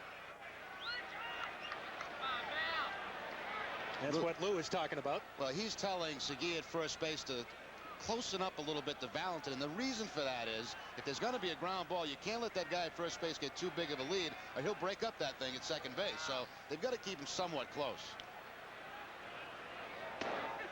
Valentin takes a called strike. Valentin doubled off the wall in left center in the first, fouled out to Segui, the first baseman, his last trip. Looking to pick up Darren Bragg at second. Fouls it away. The other thing you always have to be aware of too, Doug, when there's a left-handed pitch and that first baseman behind the runner at first, that pickoff play is a possibility. So you, as a base runner, you got some responsibilities even though it's a first and second situation. That was the 85th pitch for Randy Johnson.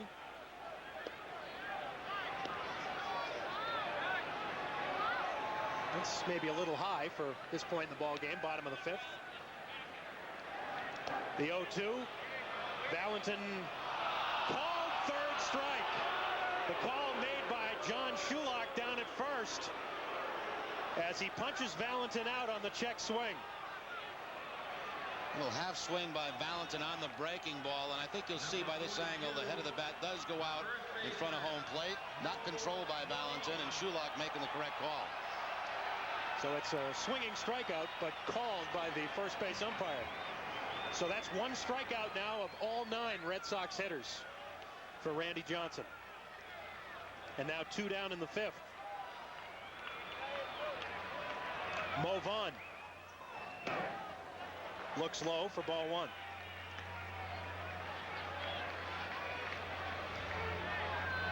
Mo was just grazed by a Randy Johnson fastball on the jersey in the first inning. Took a called third strike. His last time up in the 4th. And he fouls it away. Got a matchup here between 2 guys that potentially could be free agents at the end of the season. Not even talking to Randy Johnson, but Mo Vaughn has had some talk. So both guys in the same situation, but in one case, no discussions about a deal. Vaughn has had some. Well, it seems like Randy Johnson has pretty much closed the door in Seattle. Throws high to Vaughn.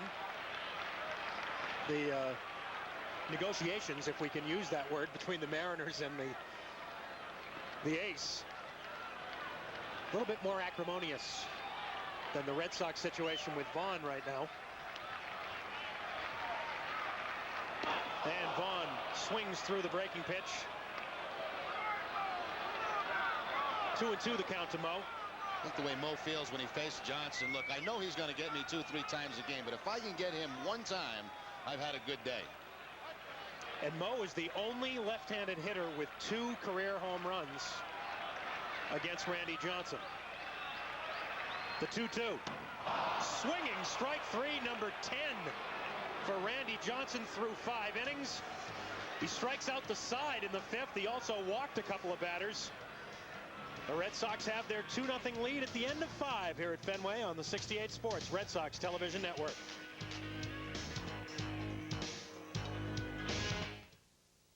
Sitting in the morning sun, I'll be sitting when the evening comes. Whether it's the stylish design, I'm sitting on the dock of the bay, the advanced technology, watching the tide, or even the extensive warranty.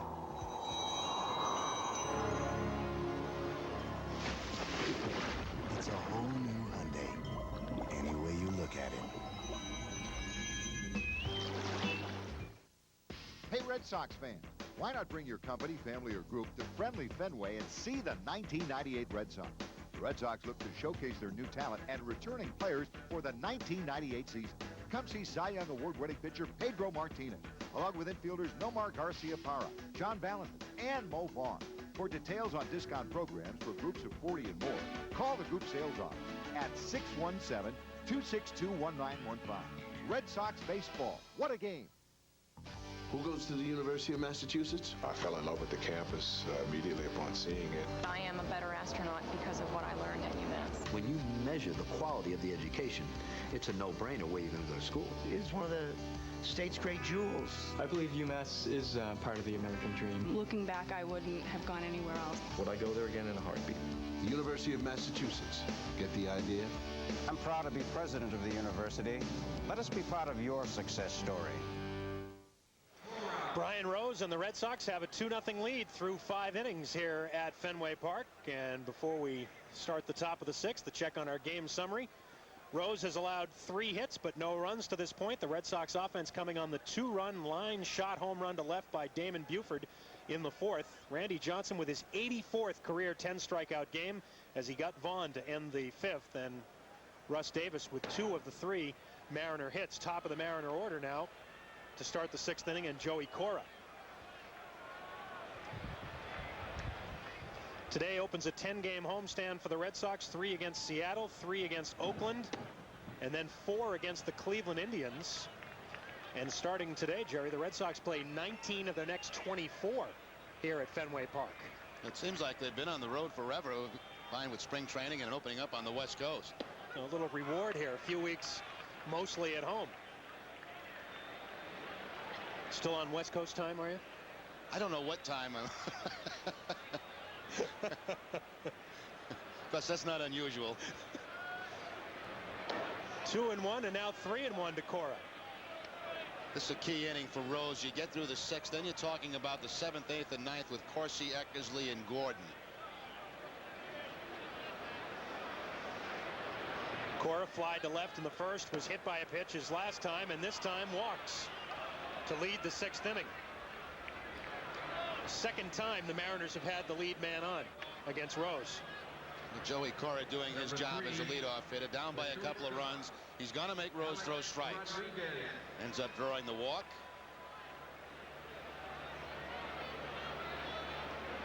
Only the 4th walk this season for Joey Cora. How much you pay for those seats up there? They had to get there early for those. It's a long ladder. Alex Rodriguez showing bunt and taking ball 1. Looked like a pretty good pitch. Well, I'll say this. It's a good thing he was faking a bunt, because he'd been swinging away. That was a hanger by Rose, and he might have hit that a long way. One of the few breaking balls that did not snap off well for him this afternoon. Joe Kerrigan keeping a close eye on his young protege.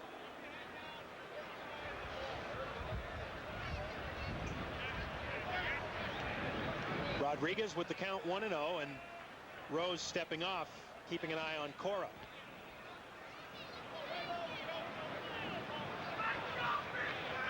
A matchup of 22-year-olds here, Rose and Rodriguez.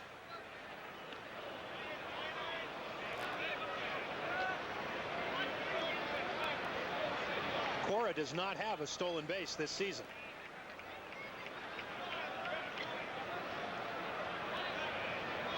See if Rodriguez shows the bunt again. Not this time, and now it's 2-0. Rose should not become distracted with Joey Cora at first base. Obviously, you should be thinking only about the man at the plate. You've got the 2-run lead, and here comes Joe Kerrigan. We're going to start, I think, to see some action out in that bullpen for Boston. Some stirring out there, in fact. And Kerrigan with a word or two for Brian Rose, who's pitched very well here this afternoon. He's allowed just 3 hits. No runner has reached second base. Jim Corsi begins warming up out in the bullpen for the Red Sox. Rose has hit a batter. He has walked 1 and struck out 2. Given up a hit in each of the last 3 innings. And the walk to the leadoff batter Cora here in the 6th. And now 2-0 on Rodriguez. Foul tip into the mitt.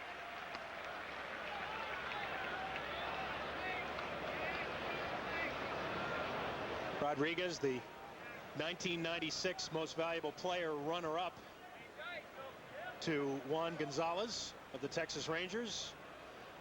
Oh yes, Ken Griffey Jr. looms on deck, and Rodriguez hits it hard toward left field and off the wall on a line, and so hard that Cora can advance only one base.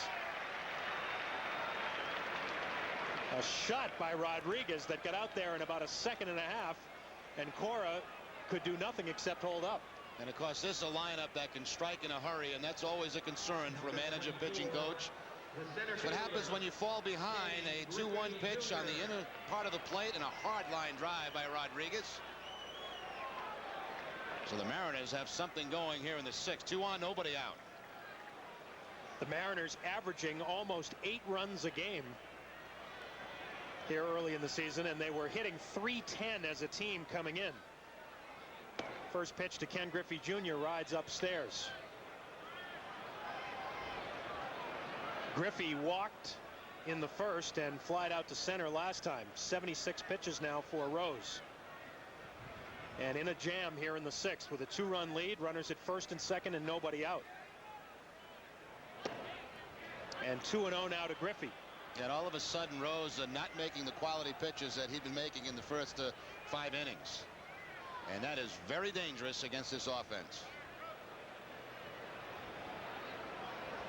A little time being bought by Valentin to give Corsi in that bullpen a few more tosses. And also a motivational speech for Rose. Yeah, looked like a little word or two of advice from John. Well, the 3, 4, 5 batters in this Seattle lineup are just 1 for 5 to this point today against Rose. But a big spot in this ball game here. And picks up the outside corner. 2-1 now on Griffey.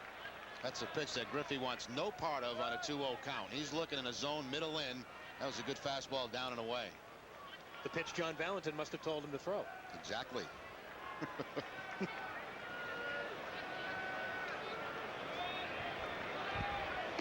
Rose again pours in a called strike. I'm not sure Griffey thought too much of that call either. Well, he's made back-to-back nasty pitches on Griffey. Good quality pitch there by Brian Rose.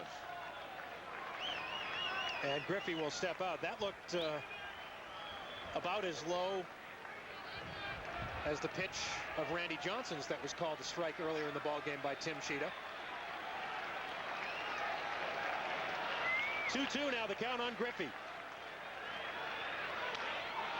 On the ground, foul, and watch out in that Red Sox dugout.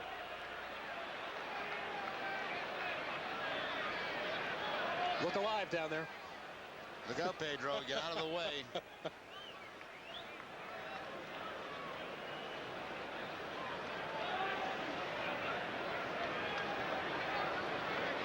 Everybody ducking. Almost took out Martinez, Wendell Kim, and Jim Rice. Plus Martinez gets the chance to get back at him tomorrow as he'll be the starting pitcher here at Fenway. Wendell Kim describing how he got out of the way. The count still 2-2 on Griffey. The crowd rising to help Brian Rose. Strikes Griffey out on a pitch well out of the strike zone. First out of the inning. Well, Veritek went to the mound to talk to Rose. Listen to this ovation for Rose after that strikeout. He thrown 2 pitches away and then back inside, up and in with the fastball. The pitch before he did not get far enough in. And Rose liked that. Griffey might remember that. Big out for Rose there. Runners still at first and second. Griffey 0 for 2 on the day. Just the 3rd strikeout for Brian Rose. But considering the situation, just huge right there. And now Edgar Martinez, who's hit the ball sharply twice Back in the first inning, he was robbed of extra bases by a diving Damon Buford catch in right center field. Last time, Martinez hit a sharp ground ball single right up the middle. Just a little bit up and in for ball one.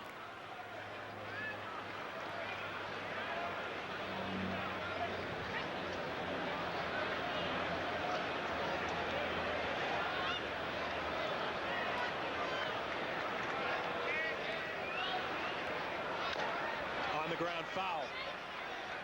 Past the Seattle dugout. Cora walked to lead off this sixth inning. Then the single off the wall by Rodriguez. Rose then bounced back to get the strikeout of Griffey after falling behind 2-0 in the count. And now he's 1-1 against Edgar Martinez. Breaking pitch, missing, 2-1. It's not a bad pitch, but I think Varitek may have cost him that strike the way he caught the ball.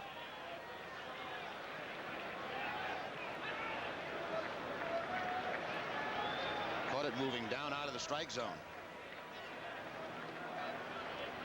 Martinez with the count his way, 2-1.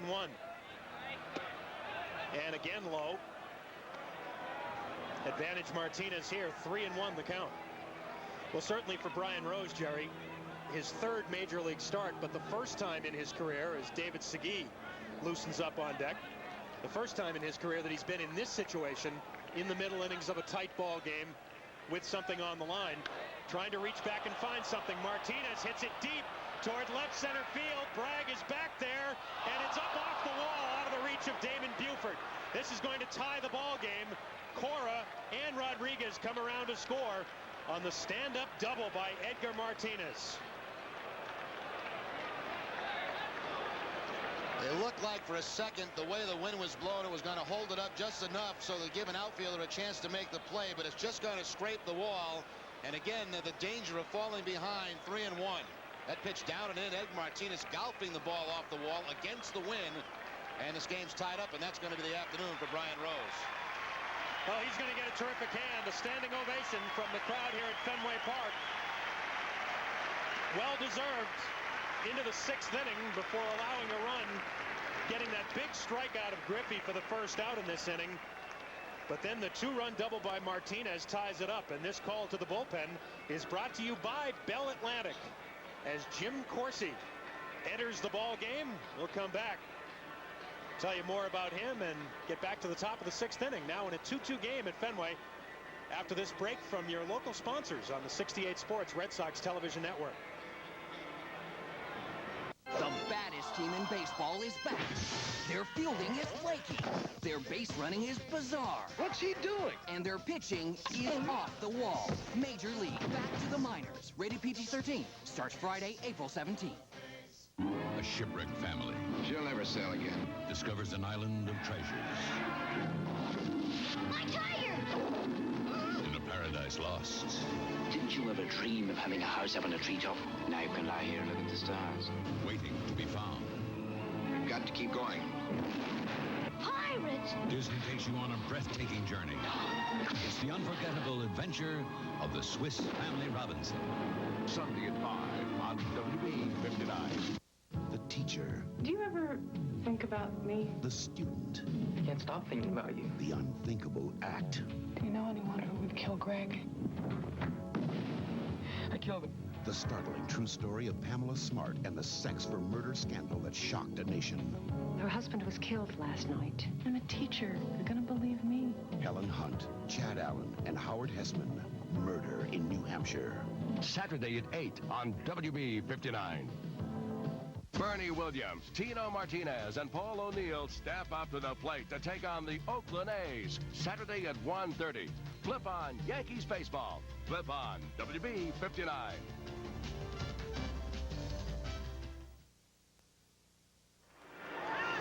Edgar Martinez with his second hit of the day. A two-run double has tied this ball game at 2-2 in the top of the sixth, and the Red Sox have made a pitching change. And the new pitcher will be Jim Corsi, making his fourth appearance of the season for the Red Sox. He's worked a total of 4 2/3 innings, allowing 4 hits and 2 earned runs, 1 walk, a couple of strikeouts. Corsi last worked a couple of days ago against the Angels, and Scoreless inning in 2/3, allowing 1 hit against Anaheim. For Brian Rose, 5 1/3 innings. He gave up 5 hits and 2 runs. He's responsible for Martinez at second. Walked 2, struck out 3, and hit a batter. But certainly for Brian Rose, something that he can build on, Jerry, after the start in Seattle last weekend. Now, certainly of the 3 appearances he's made so far in the major leagues, that by far the best. He was pitching today. He was using both sides of the plate, not afraid to come inside with fastballs and working away. Because he'll be upset with himself here in the 6th for walking that leadoff hit of Joey Cora. David Segui with Martinez at second and 1 out. Segui has been very hot this season, but 0 for 2 today. Against Rose, he struck out and then grounded into a 1-6-3 double play his last time. That last camera shot was from our new camera down the directly down that first baseline. I think. Cage cam now on both the first and third base lines. Here on our 68 Sports coverage. Nice look at the Prudential Center on a nice clear afternoon here in Boston. The rain cleared out of here just in time for opening day, just as it's supposed to be. Corsi with the breaking pitch in for a strike, 1-1. Looked like he pulled the string on that one a little bit.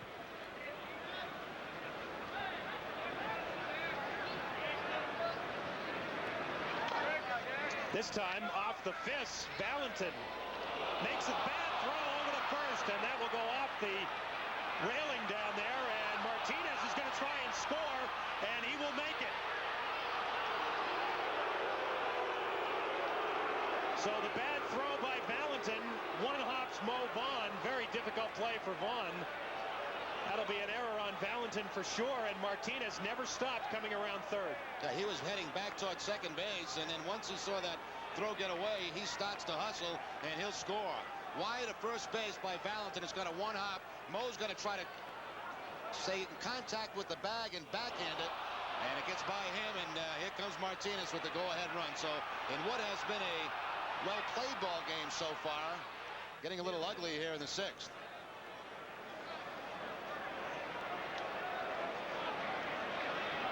Valentin with his second error of the season. That run will be charged to Brian Rose. And Glenn Allen Hill swings at a pitch in the dirt. The first baseman always has to make the decision. Do I try to backhand the ball, stay in contact with the bag, and hope I come up with it for the out, or do I come off the bag and block the ball? A lot of guys will come off that bag and block it, especially when there's a man in scoring position.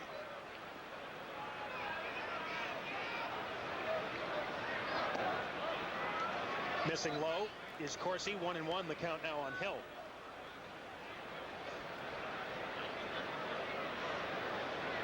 You mentioned, Jerry, the Red Sox had played well defensively the first 5 innings of this game. The great catch by Buford earlier, a couple of double plays. Corsi brings the strike in. This is where you make that decision. Mo trying to backhand the ball, and you really can't blame him in that situation. He felt he had a chance to make the pick off the grass. And of course, by the time they chase it down, Martinez will score that run. Right back to the middle, and Corsi thought about throwing to third, but gets Hill at first. Kind of a late break by Segui, and by the time Corsi realized what was happening, it was too late to go over to third.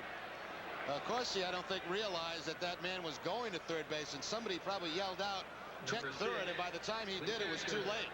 The first thing he's supposed to do is check that runner at second base. Corsi did not do that.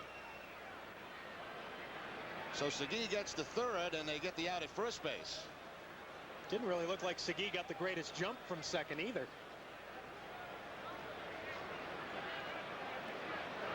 But 2 down now, and Dan Wilson takes one up high.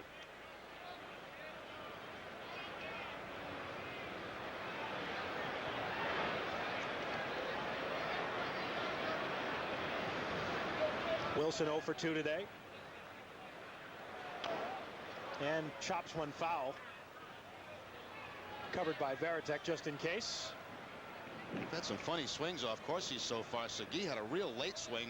The result was the ground ball, the third, the one back to the box, and then a late swing there by Dan Wilson. Almost like they're having difficulty seeing the ball with those shadows. Yeah, I was about to say that, Jerry. That might have also made that play by Vaughn a little tougher too, because that ball went from shadow through sun and into shadow again on the way over to first base. Dan Wilson with some good numbers against Jim Corsi. Hits this one sharply to right field. Lewis is following it and makes the catch just shy of the warning track. But the Mariners get 3 runs to take the lead. Getting the lead run on the throwing error by Valentin. 3-2 Seattle after 5.5 on the 68 Sports Red Sox television network. Want to have some fun? I'm the Mazda protege. Come on, let's go for a drive. Bring all your stuff and all your friends. I got the most room in my class. Bring some tunes. Louder? Great. I'm also a Consumer's Digest Best Buy. So, now that you have nothing to worry about, get ready to have more fun than you paid for. Come on, let's go for a drive.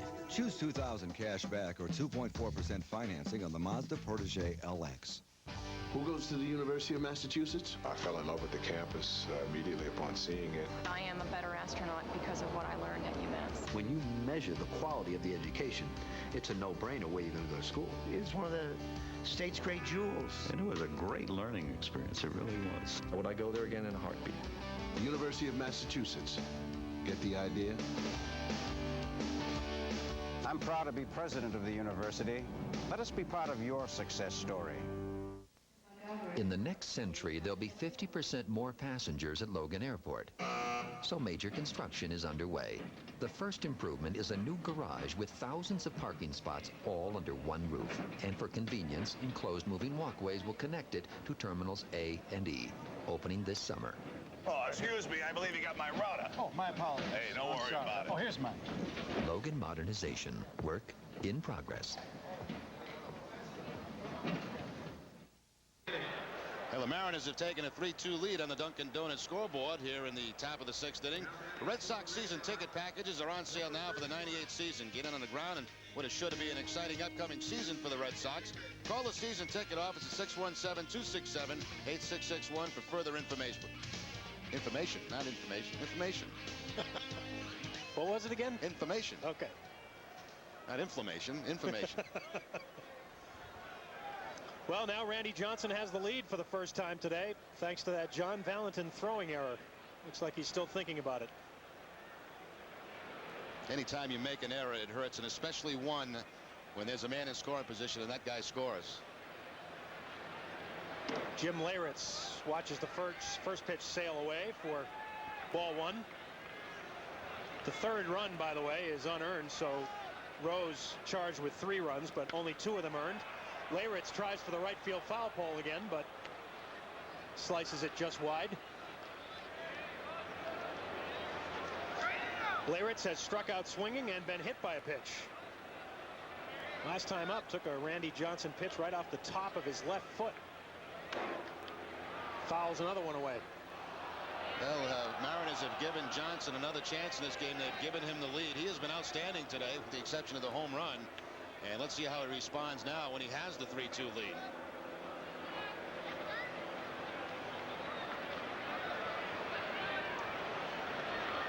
One and 2 on Leyritz. 1 and 3 on Leyritz. Strikeout number 11 for Randy Johnson. Backdoor breaking ball by Johnson. He'll start it off the outside edge and pick up the outside corner to pick up the strikeout. The last 3 now for Johnson have been on the breaking ball. And he's had 4 called third strikes now. Second time he's gotten Leyritz. He's also gotten Vaughn twice. He has everybody in the lineup at least once. First pitch to Jason Varitek, missing for ball 1.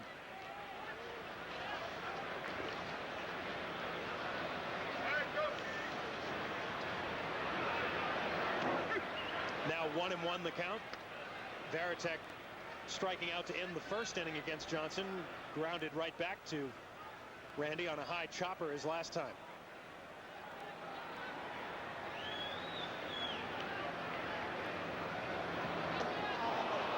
Swinging a pitch in the dirt. 1-2 now on Varitek. It seems like a lot more breaking balls as we move to the later innings in this game from Johnson. Look at the 11 strikeouts, the 2 walks.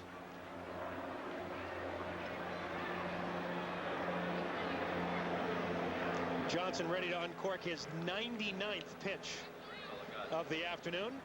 And he has his 12th strikeout of the day. Another called third strike. Well, right now he is becoming just about unhittable for these Red Sox because he's got both pitches working for him. Here's what Damon Buford has done in his Fenway Park home opener. The great sliding catch on Edgar Martinez to end the first inning, and then in the bottom of the fourth, a 2-run line drive shot into the screen for Randy Johnson for the Red Sox. Only 2 runs of the day. Takes a called strike.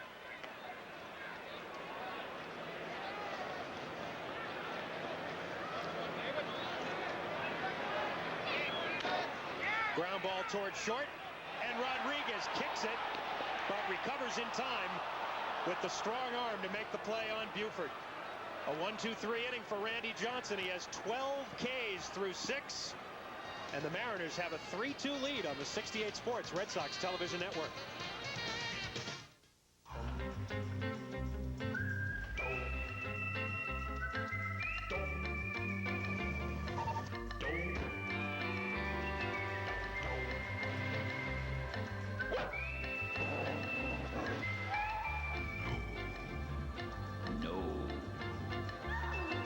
Fitting in, schmitting in. The new RAV4. It's not for everyone. Only you.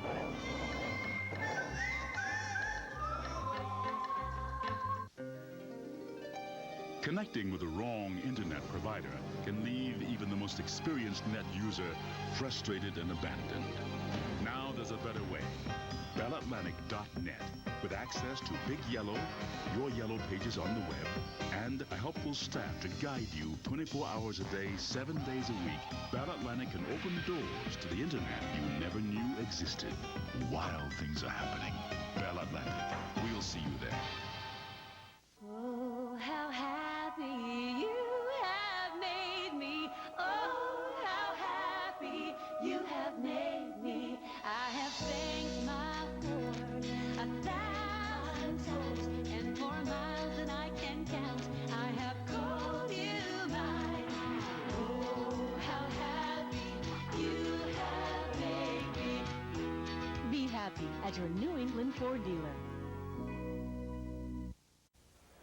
With the Mariners leading 3-2, let's pause for station identification on the 68 Sports television network. WBNE, New Haven, Hartford, Connecticut's home of Red Sox and Yankee baseball.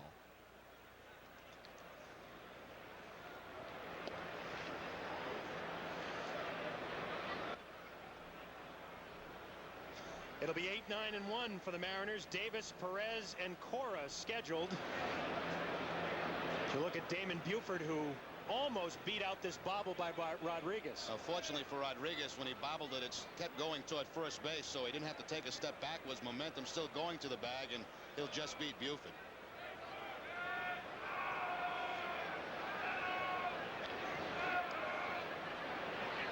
Russ Davis 2 for 2 today. Infield hit to Valentin, and a sharp single to right.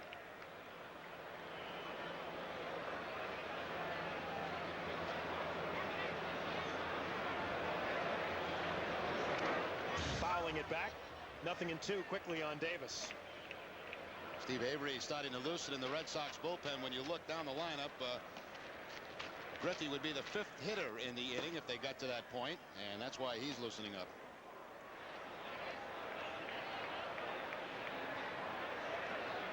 Davis in the hole, 0-2. Takes one up and away.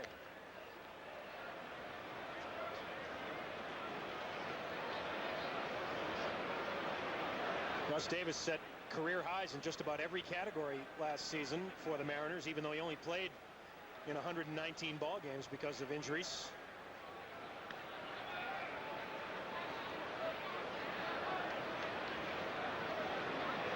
Did not get a hit in the Mariners, or rather I should say has gotten a hit in every game he's played for the Mariners this year.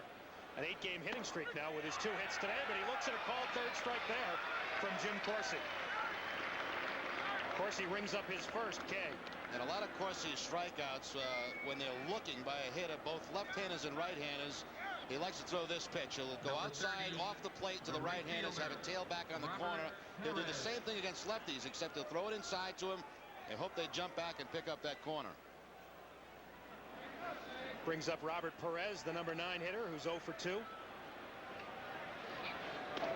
Takes the breaking ball for a called strike.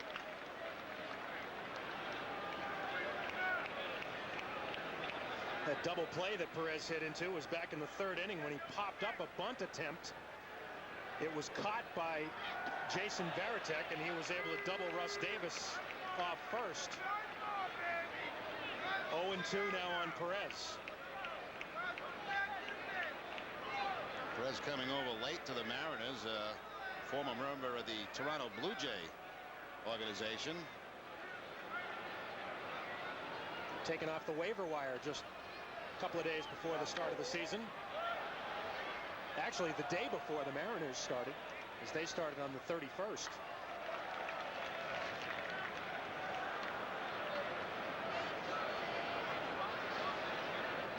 Joey Cora waiting on deck.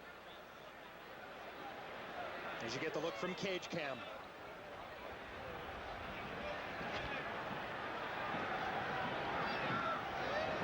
Corsi on the 0-2, and again fouled off by Perez. The Mariners with 5 hits. The Red Sox with just 2 hits in this ball game. The double by Valentin in the first, and then the 2-run homer by Buford. That's been it. And strike 3 as Perez strikes himself out on a pitch way out of the strike zone. Well, obviously Perez not seeing the ball very well in this particular at bat. That was never a strike. Number 28, the second baseman, Joey Cora. Varitek set up outside. That never had a pot of the plate, and Perez will chase it. Back-to-back strikeouts for Corsi. And now facing Joey Cora, the leadoff hitter. Cora's been on base twice. He walked to lead off the 3-run 6th inning rally for the Mariners.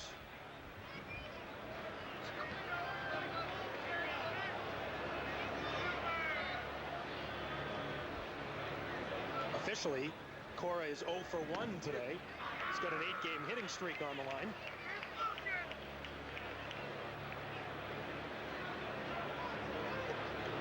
Cora, like Russ Davis, setting career highs in a lot of different offensive categories last season.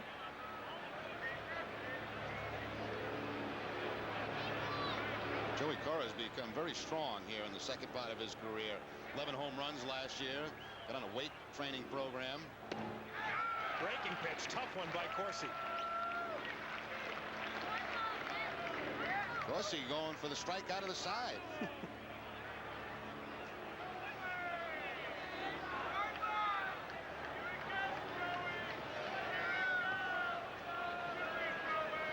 The 1-2. Just missing inside. Cora spun away, but that pitch was very close to picking up the inside corner. That's exactly what I was talking about with the left-hander. He'll start at the inside, try to get him to dance away, and then hopefully the ball will sail back on the corner. Just missed with that pitch.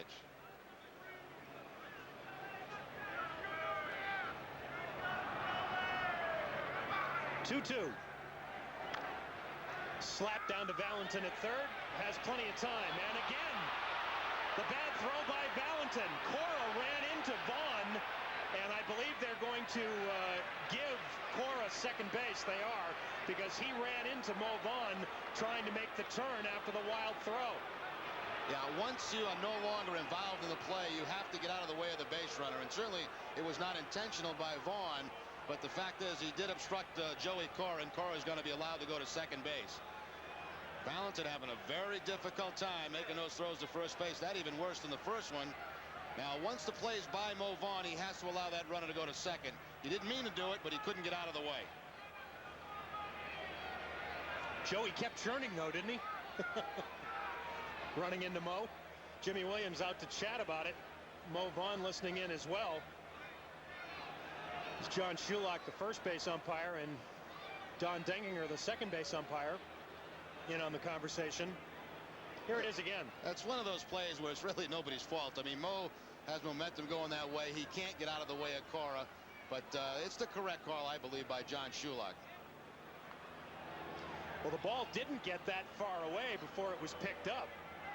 And certainly, as you saw, if the obstruction hadn't been called, Cora would have been out easily. And he seemed to have it in his mind right from the beginning, Jerry, that he was going to try and take second. Cora looked like a running back trying to pick up an extra couple of yards against that linebacker.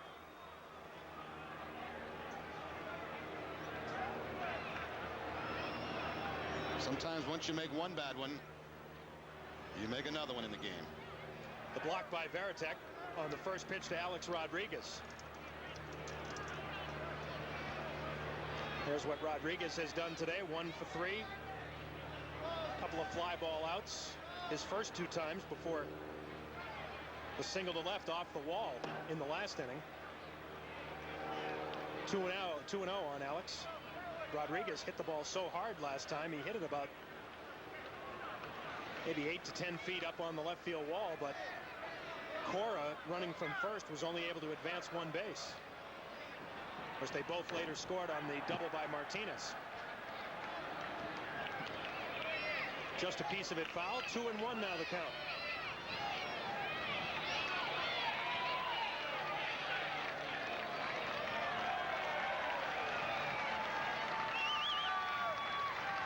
Big spot here for the Red Sox. They want to keep this a 1-run ball game with Johnson throwing the way he is. Of course, Johnson has thrown a lot of pitches. Down low from Corsi, 3-1.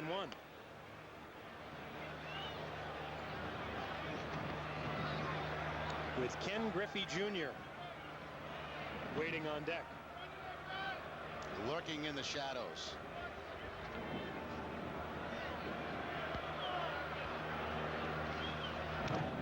Fouled away by Rodriguez, and the count runs full. One of the other new wrinkles here at Fenway Park, we've talked about the masking of the seats in straightaway center field and the new infield. There's also a new rubberized portion behind home plate. There you get a good look at it. Try and prevent some of the wear and tear on the what would have been regular dirt part of the infield behind the plate.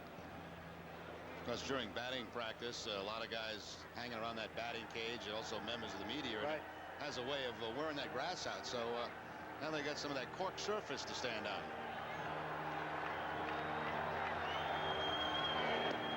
Corsi gets the side with a called strike 3 on Rodriguez. So the second error by Valentin does not hurt. Time for this big crowd to stretch at Fenway Park with the Red Sox trailing 3-2 on the 68 Sports Red Sox Television Network. Even though Dodge Ram is the bright red gold standard of pickup trucks, we're always improving things. We've made our available Magnum V8s even more powerful. We've improved the already world-class interior. In all, we've made 130 improvements to the Ram lineup since introduction, including this one, our new flow-through ventilation system. New Ram Quad Cab. The rules have changed. This is cellular. This cellular. This cellular. This is OmniPoint. This is OmniPoint. This is OmniPoint. Introducing OmniPoint, a 100% digital system so advanced there's absolutely no static. No static. And so superior there's no contract. No contract. Polly, wanna... OmniPoint, 100% digital, 0% hassle. Get a $129 Siemens digital PCS phone for $49. Check out the easiest way to purchase Red Sox tickets through the new Touchstone ticketing system by dialing 617-482-4SOX. This friendly system provides fans with the fastest, safest, and most convenient way to purchase Red Sox tickets. It gives you access to the game's oldest and most traditional ballpark through cutting-edge technology. Touchstone ticketing is available 24 hours a day, 7 days a week from any Touchstone phone. Credit cards only. Boston Red Sox baseball. Brought to you by NTV. We're everything you want, nothing you'd expect. And by the new Dodge. See the friendly Dodge dealer near you. Ready for the bottom of the 7th here at Fenway Park with the Mariners holding a 3-2 lead for Randy Johnson, who has thrown over 100 pitches and has 12 strikeouts. And there is Heathcliff Slocum, perhaps wondering if he'll get his first save opportunity of the season for the Mariners. Over in the Red Sox bullpen, Dennis Eckersley warming up.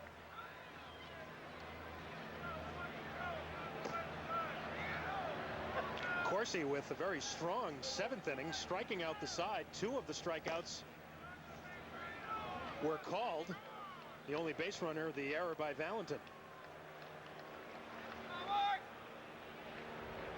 Actually, the only batters to reach against Corsi. He faced 7 men. 2 of them reached on the errors by Valentin. He retired the other 5 with only 1 ball going to the outfield. Mark Lemke leading off the 7th against Randy Johnson. This is about as bad a conditions you could have right now. Johnson in the shade, then there's that strip of sunlight, then shade again, and of course all the background still in sunlight. This is getting close toward Nolan Ryan time, isn't it? When they started all those ball games for him. 5 o'clock starts in Anaheim. Lemke takes, but it's in there for strike 2.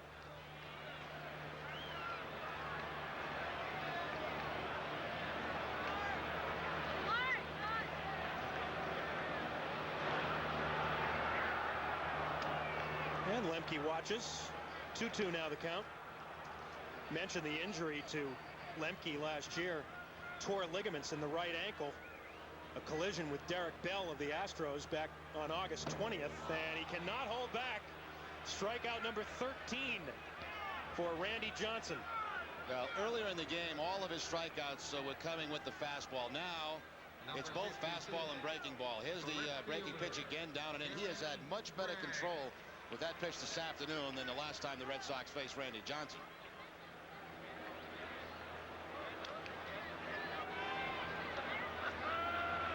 Johnson's career high, in case you're wondering, is 19 strikeouts. He's done that twice. Bragg hits the ball on the ground to Davis. And across the diamond for the 2nd out.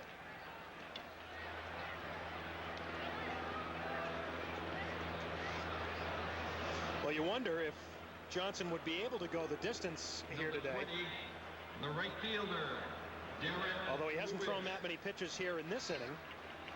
All-time leaders, strikeouts per 9 innings. Randy Johnson ahead of both Nolan Ryan and Sandy Koufax.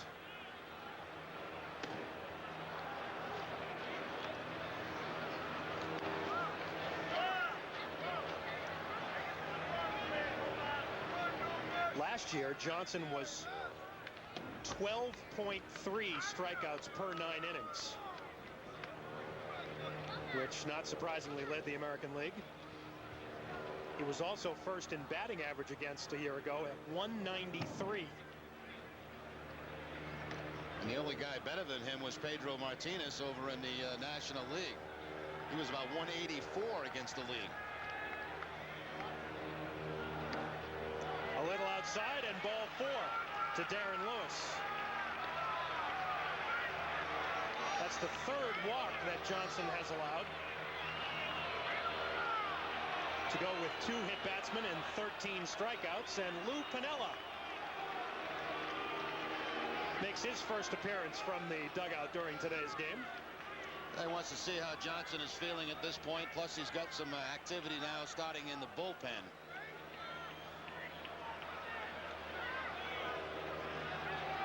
Lou got the answer he wanted to hear. The shortstop, Garcia Parra. Double-barreled action in the Mariner bullpen. Tony Fossis closest to you on the right of the screen, the left-hander, and Mike Timlin, the right-hander. This next pitch from Randy Johnson, as you see Avery and Eckersley warming up in the Red Sox bullpen, that hits Nomar Garciaparra. So that is the third hit batsman today for Randy Johnson, and the second time that he's gotten somebody down around the feet. Yeah, the first one wasn't painful at all. He got Vaughn's shirt, but the last two certainly have been, as he got Leyritz and now Garciaparra in the foot. That was the 112th pitch of the day for Randy Johnson. And again, that's the last thing he wanted to do in that situation. That puts the potential tying run in scoring position. That got the back foot, the right foot of Nomar Garciaparra. Buckets of ice will be in the clubhouse after the game, and everybody will have their feet in the ice. Nothing like getting hit in the foot on a chilly day, huh? Here's the line on Johnson. 2 on and 2 outs for John Valentin. An opportunity for Valentin here to atone for the 2 throwing errors, one of which gave the Mariners their lead run.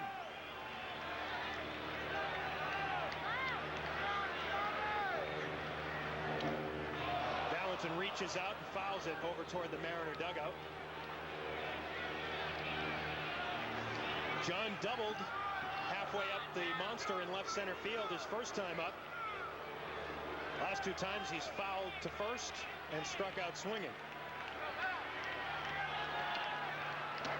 Takes, called strike 2.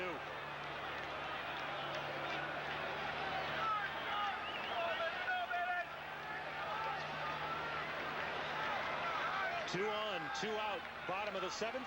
Mariners leading 3-2. Just missing the outside corner.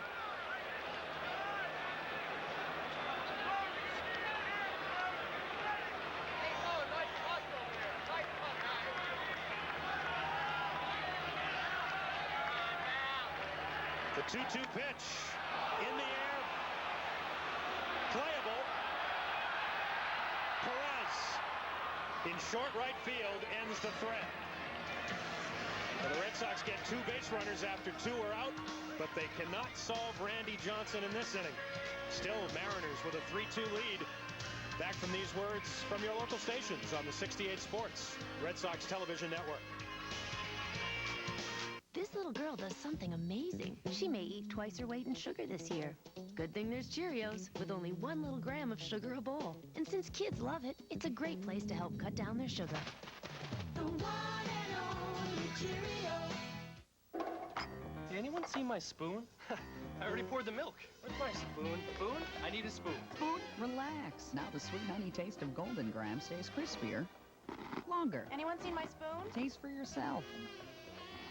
Oh, how happy you have made me. Oh, how happy you have made me. I have thanked my Lord 1,000 times and more miles than I can count. I have called you mine. Oh, how happy you have made me. Be happy at your New England Ford dealer. This is that claim where the car we insure slammed into the victim from behind. You haven't admitted fault, have you? No. I'll handle it. Who's representing this victim? The law offices of Mark E. Salamone and Morelli. Let's settle this one. If you've been injured in an auto accident, let the insurance company know you mean business. Call the law offices of Mark E. Salamone and Morelli right now. 68. Boston Red Sox baseball. Brought to you by New England Ford. See your New England Ford dealer today. And by Dunkin' Donuts. Something fresh is always brewing here. Randy Johnson and the Mariners with a 3-2 lead as we go to the 8th inning. Johnson getting John Valentin on the short fly ball. And he likes it. He's pumped. He's made it through the 7 innings. He's holding on to the 3-2 lead, and he's been outstanding here this afternoon. 13 strikeouts for Johnson. And the Red Sox have had a lot of men on base, Jerry. They had 2 on with 1 out in the first, couldn't score. 2 out, 2 on and 1 out in the 5th, couldn't score. And then 2 on with 2 outs there in the 7th. This call to the bullpen brought to you by Bell Atlantic. Steve Avery's first pitch to Ken Griffey is low for ball 1. This may be the only batter that Avery faces in this game. Eckersley continues to throw, and of course the right-handers are up after Griffey.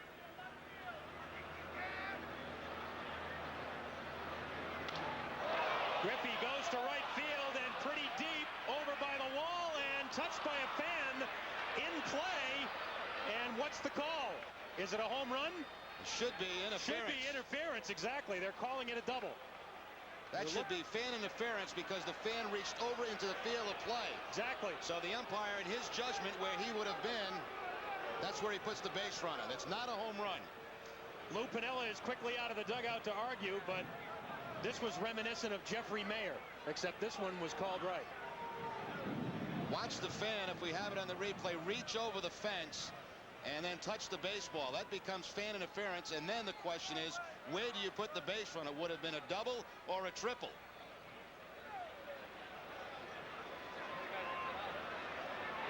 Fan reaching over from the front row.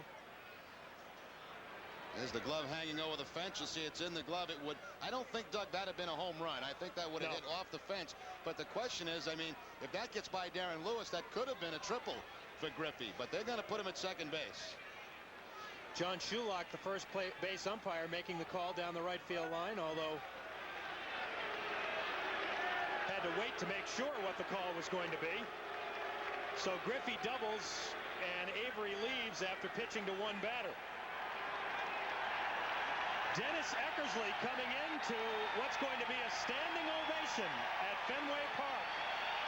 We'll be back in the top of the 8th. The Mariners lead it 3-2 on the 68 Sports Red Sox Television Network.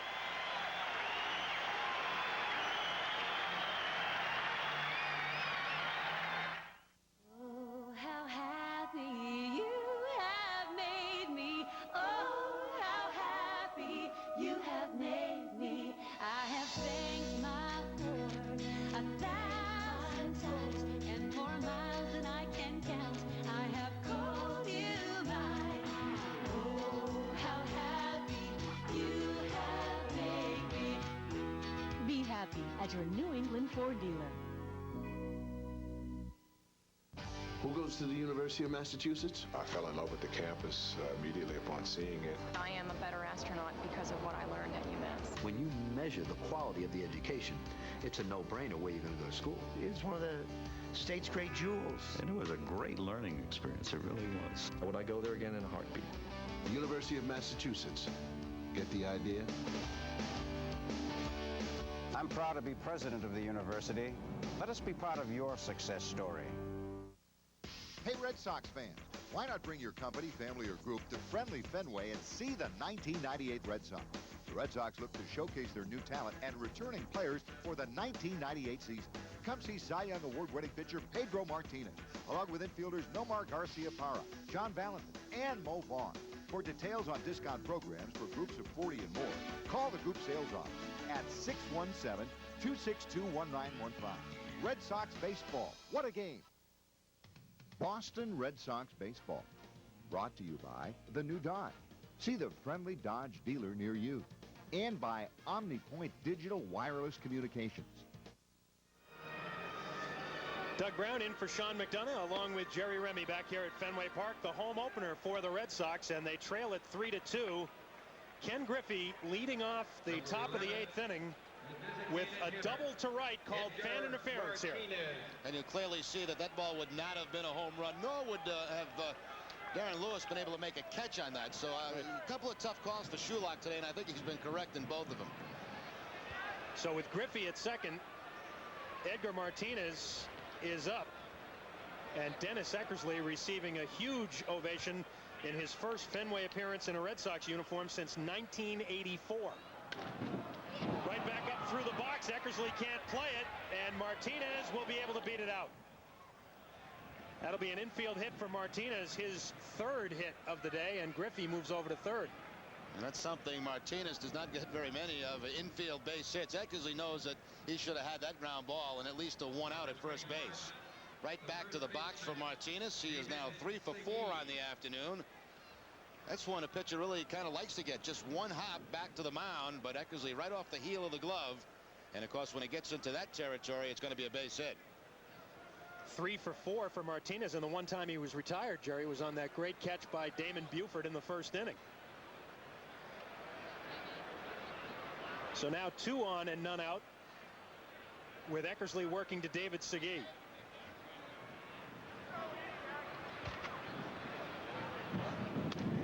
Segui takes a strike. By the way, prior to that double by Griffey, Steve Avery had retired 11 of the 12 batters he had faced this year.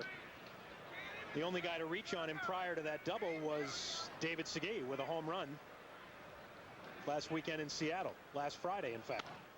Hit sharply to Vaughn, the line drive, double play. That's about all the Red Sox could have asked for. Segui hooking one right to Mo Vaughn for the easy 2-step double play. Just what the Eck ordered in this situation. A couple of quick outs.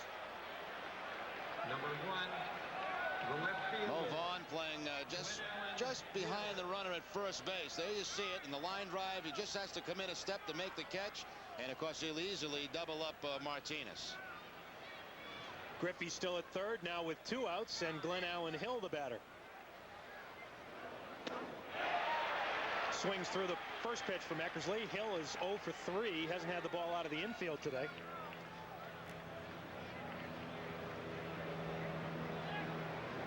The Red Sox have now turned 3 double plays. One of them on a ground ball, one on a line drive, and the other one on a popped bunt. Up the middle and into center field for an RBI base hit for Glenn Allen Hill as Griffey comes in to score the 4th Mariner run. Big 2-out hit there for Hill.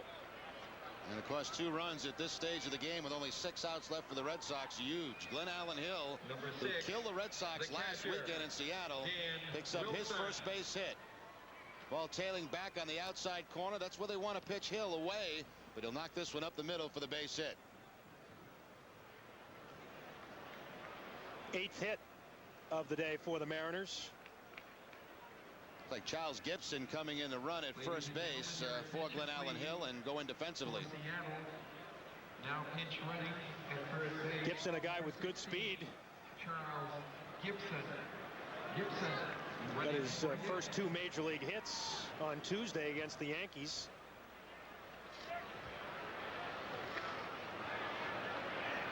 So Gibson on for Hill, and Eckersley checking in with Gibson. Well, he's in it for a couple of reasons defensively, but right now to probably try to steal a base and get in a scoring position with 2 outs.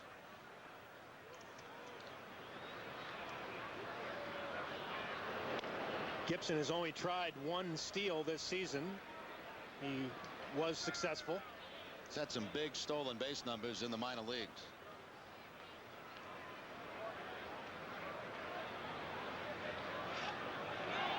There he goes, and he's going to steal it easily. Varitek doesn't even throw it. Do they feel they can get a good jump? Eckersley has that high leg kick, and of course with 2 outs in the inning, they're going to try to get in scoring position. No contest, as Varitek could not get the ball out of the glove. Even if he did, we've had no chance to get Gibson at second.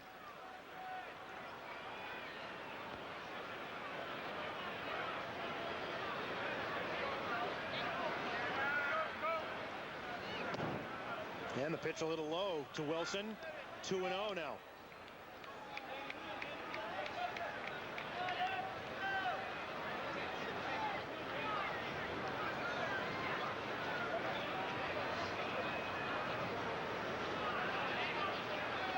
Eckersley works, and this is going to fall in for a base hit for Wilson. Around third is Gibson, and he will score easily.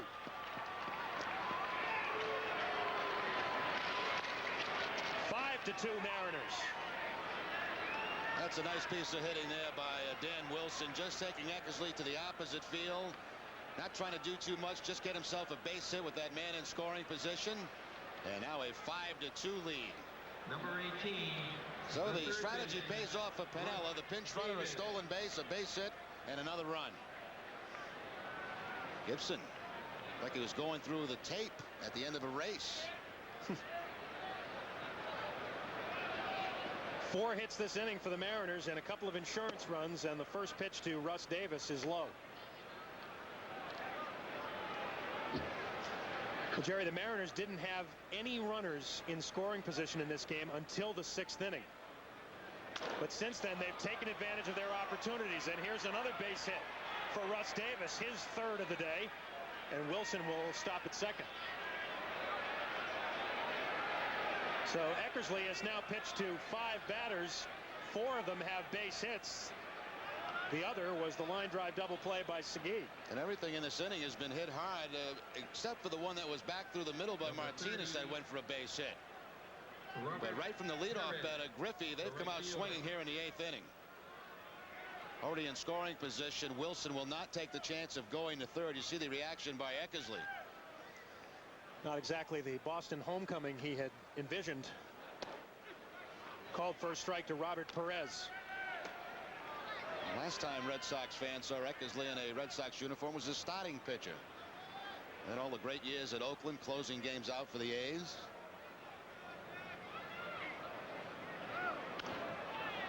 Popped up right side. That'll be out of field of play behind the Red Sox dugout.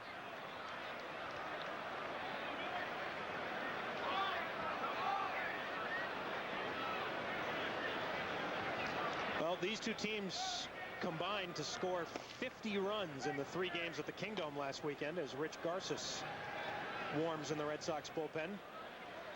The Mariners hit double figures in runs in their 2 wins against the Red Sox. Then the Sox got 10 runs in their win last Sunday.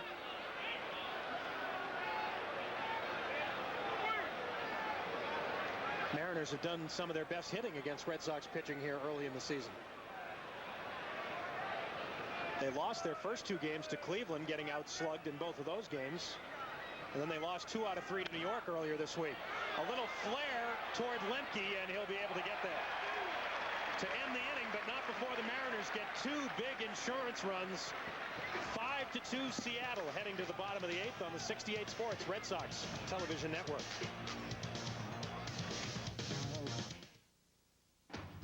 Since the dawn of time, there has been the eternal question: how low can you go? Even after inventing the wheel and tires to go with wheels, the question remained: how low can you go? To set history straight, nobody will go lower on prices for brand name tires than NTB. Nobody. So give us a call. NTB, National Tire and Battery. We're everything you want, nothing like you'd expect.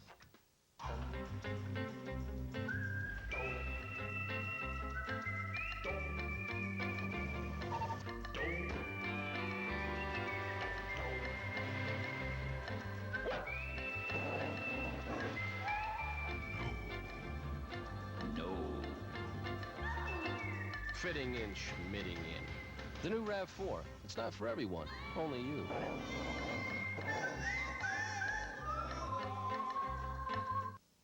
Check out the easiest way to purchase Red Sox tickets through the new Touchstone ticketing system by dialing 617-482-4SOX. This friendly system provides fans with the fastest, safest, and most convenient way to purchase Red Sox tickets. It gives you access to the game's oldest and most traditional ballpark through cutting-edge technology.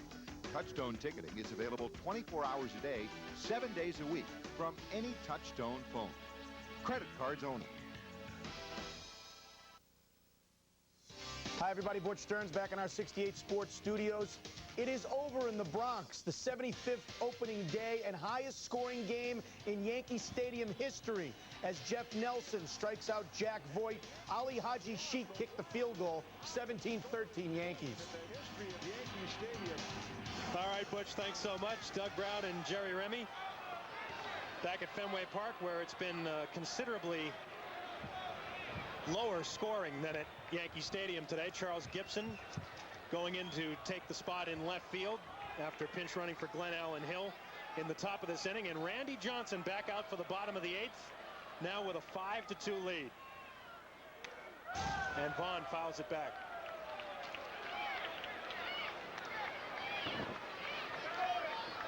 Mo was hit back in the first inning by a Randy Johnson pitch a little too far inside, grazing the uniform, and Randy's gotten him on third strikes the last 2 times, once swinging and once called.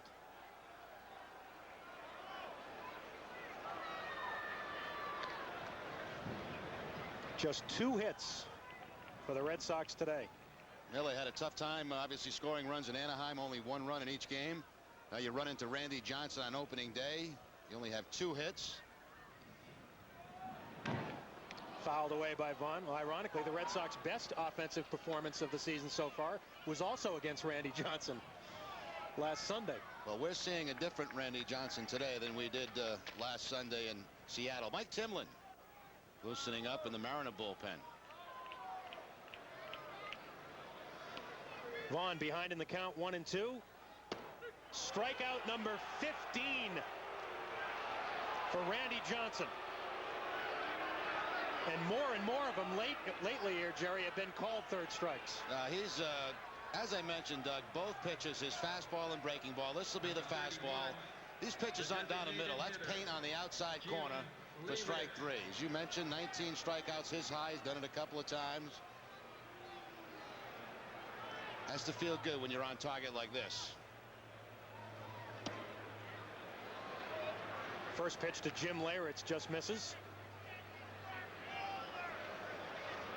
Leyritz also hit by a pitch by Johnson. He's hit 3 today. Leyritz rode home on the 2-run homer by Damon Buford, accounting for the Red Sox only scoring today.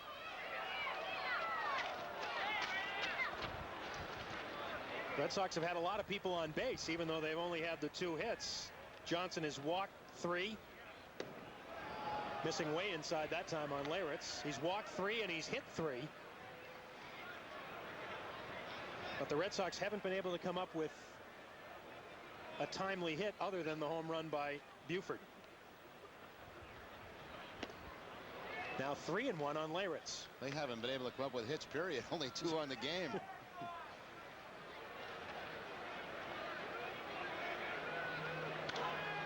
Fouled away by Leyritz, running the count full.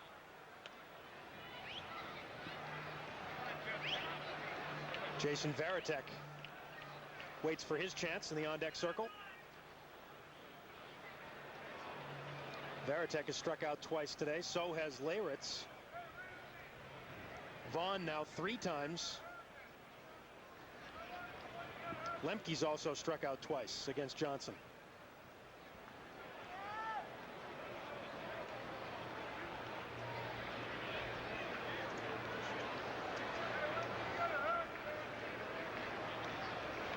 The count on Leyritz. No chance. Up a little bit with the fastball, and Leyritz strikes out for the 3rd time. Tough afternoon for Leyritz. 3 strikeouts, and of course being hit by Randy Johnson. Again, that fastball up, let a high, and you have absolutely no chance on that pitch. And after a couple of tough outings, Randy Johnson has to be very happy about this one this afternoon.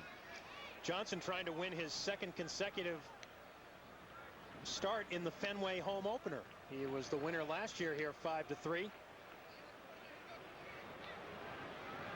Later in the season, in June, the Red Sox beat Johnson here at Fenway 4-0 on a shutout by Tim Wakefield. Varitek fouls it off, 1-1.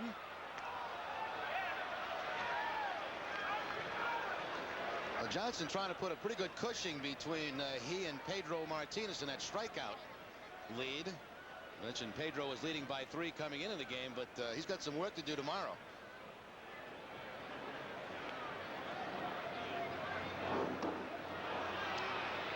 Varitek outmatched on that breaking pitch. 1-2 the count.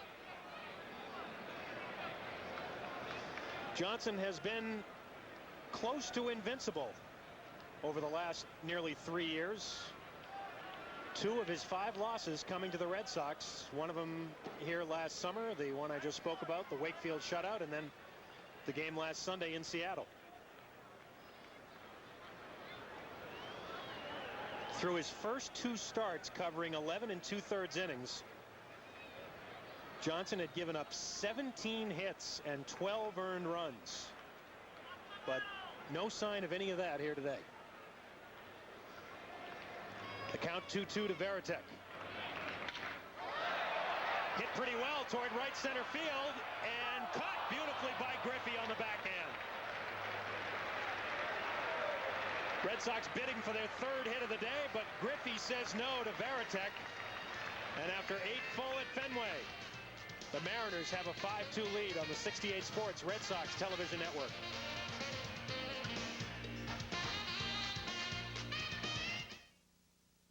Want to have some fun?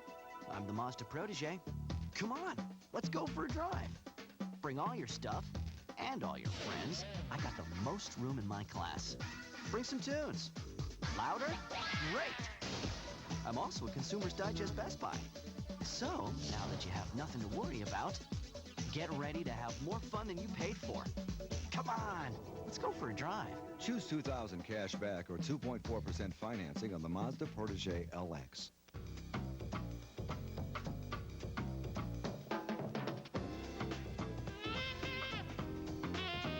You're an entrepreneur. You're in it for the love. You're in it for the reward. You're in it for the passion. You're in it up to your eyeballs. Fleet's Easy Business Package can help. It offers you better ways to manage your money, keep track of it, and invest it. So while you're making it, we'll help you manage it. Fleet, we're ready when you are. 68 Sports presents Boston Red Sox Baseball. Brought to you by Dunkin' Donuts. Something fresh is always brewing here. By Bell Atlantic. 1-800-255-CALL. The one number that does it all. And by New England Ford. See your New England Ford dealer today. Top of the ninth at Fenway, the Mariners have a 5-2 lead over the Red Sox. Well, Red Sox fans, check out the new 24-hour touch-tone ticketing by calling 617-482-4SOX. This new system's the easiest way to purchase tickets any time of day. Why not use the latest technology to purchase Red Sox tickets in one of America's oldest and most storied ballparks? 5-2 lead for Randy Johnson and the Seattle Mariners heading to the top of the ninth here at Fenway Park. I have a feeling we'll see Johnson out there for the ninth inning at least to try and nail this one down for the complete game. The Red Sox, meanwhile, go to the bullpen again. Their fifth pitcher of the afternoon is Tom Gordon. Appearance number 5 for Gordon. 0-1. He's got a couple of saves. They have back-to-back saves against Oakland. 4 2/3, a couple of hits, 1 earned run, 3 strikeouts and 1 walk. Opponents hitting 125 so far this year off Tom Gordon. And Joey Cora, who's been on base 3 times, takes a called strike from Gordon.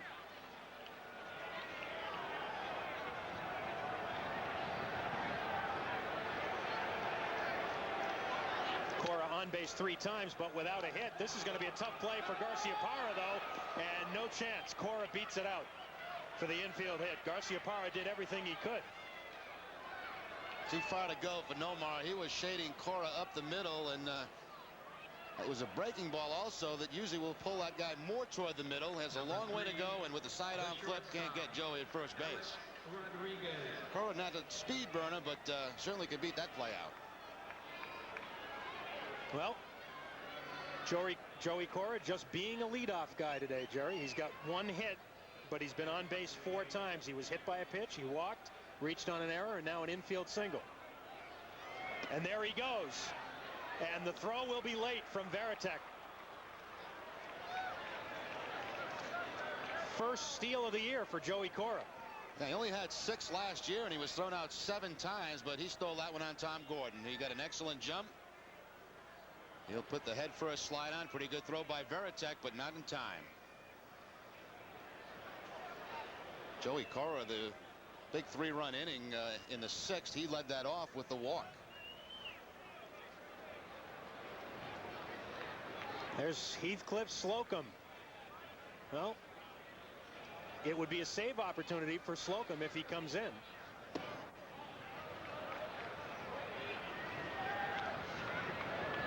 Of course, there's been much consternation in Seattle again here early in the season about the Mariners bullpen. After blowing 27 save chances last year, they've had a couple of blown saves here early this year, including a bad outing, a combined bad outing the other day against New York. This ball's hit well, and off the top of the wall in right field by Rodriguez. Cora speeds around to score, and Rodriguez slides in with a triple. And the relay was bobbled from the outfield. If Cora hadn't, if Rodriguez hadn't already been into his slide, he might have been able to take a shot at scoring on that play. Well, if there was 2 outs in the inning, maybe they would have done that. But with nobody out, they're going to hold him at third base. The fans at Fenway were getting excited because they felt this is a chance to see an inside-the-park home run. Usually when the ball bounces away like this from that right fielder and runs up toward the bullpen area, people start thinking about 3 if that guy can run. Excuse me, about 4, not 3. They're thinking about the inside-the-park home run. He's going to get the 3. Just missed a home run. Rodriguez with his first triple of the year, his 7th run batted in. And watch out as the bat sails about 8 rows into the stands just this side of the Red Sox dugout. Griffey fouled it off and lost the bat.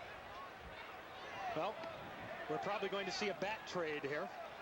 It appears that everybody's okay in there. That's a heck of a souvenir right there, a Ken Griffey bat. As long as you don't get hurt and you get that souvenir, you've had a heck of a day.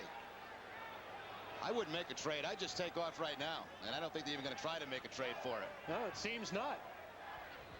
That lucky gentleman has not only a great souvenir, but a great story to tell. It appears that everybody's okay down there, and Griffey has himself a new bat. Now, a lot of time a hitter will go over with a batting practice bat and try to make the trade for the game bat, but Griffey didn't even bother with that. Well, he figured that many rows up. Maybe the guy deserves it. 0-1 the count. And fouled the other way.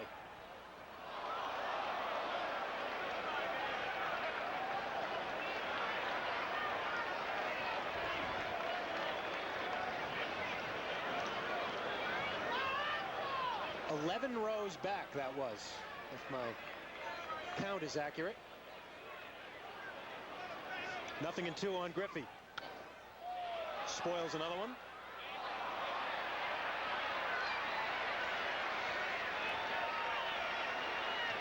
Rodriguez the runner at third. The Mariners leading 6-2.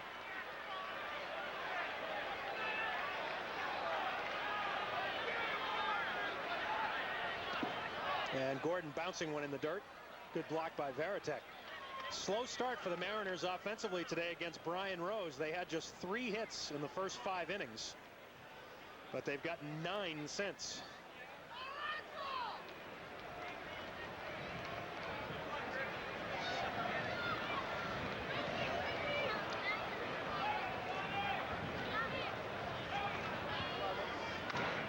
Griffey pulling one.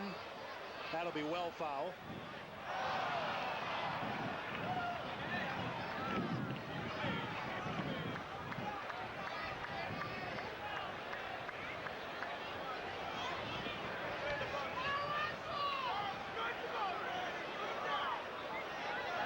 Gordon will try again on the 1-2 to Griffey. Big curveball boxed around by Varitek. No advance by Rodriguez. It's one of the few that have gotten by Varitek. He'll have a lot of this to do too in Gordon's pitching. He'll throw that curveball. A lot of times it'll bounce out in front of the plate or just shortly after it gets to home plate. Not going to take any chances with nobody out, getting thrown out at home.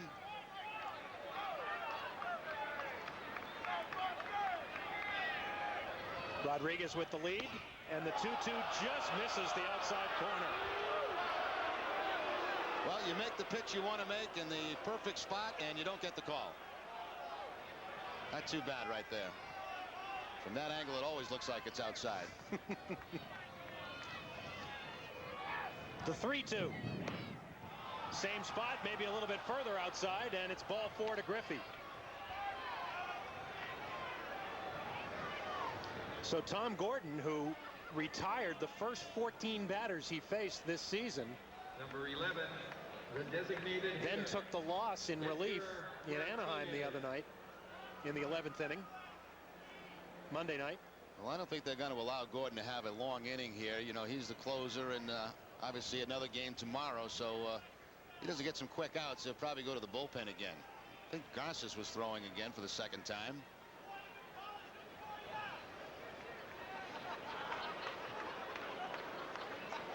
Edgar Martinez, who's having himself a heck of a day. 3 for 4, a couple of runs batted in. Takes low.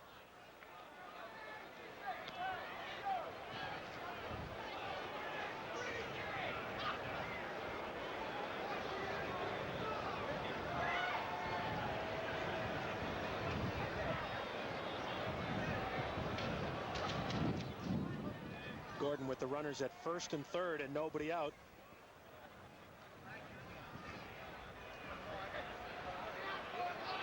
And Vaughn holding Griffey over at first with the right-handed batter up.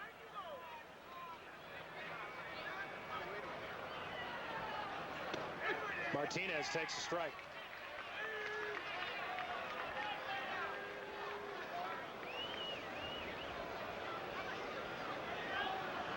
Red Sox don't have the infield all the way in, but they're most of the way in.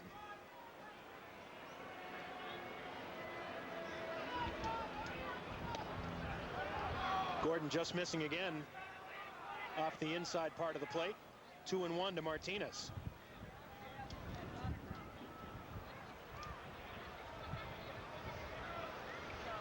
Well, you said earlier today, Jerry, you knew Martinez would turn it around eventually. He was 4 for 29 coming into today. 3 hits today.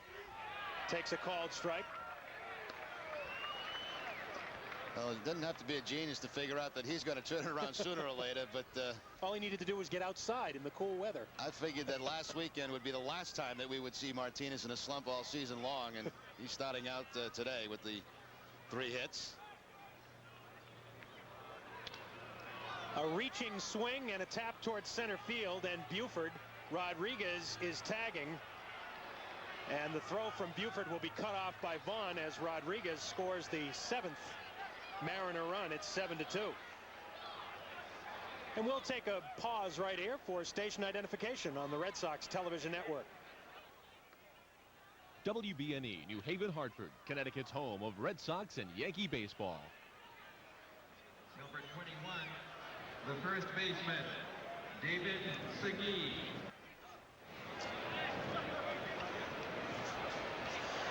Three runs batted in for Edgar Martinez, this time on the sac fly, scoring Alex Rodriguez from third.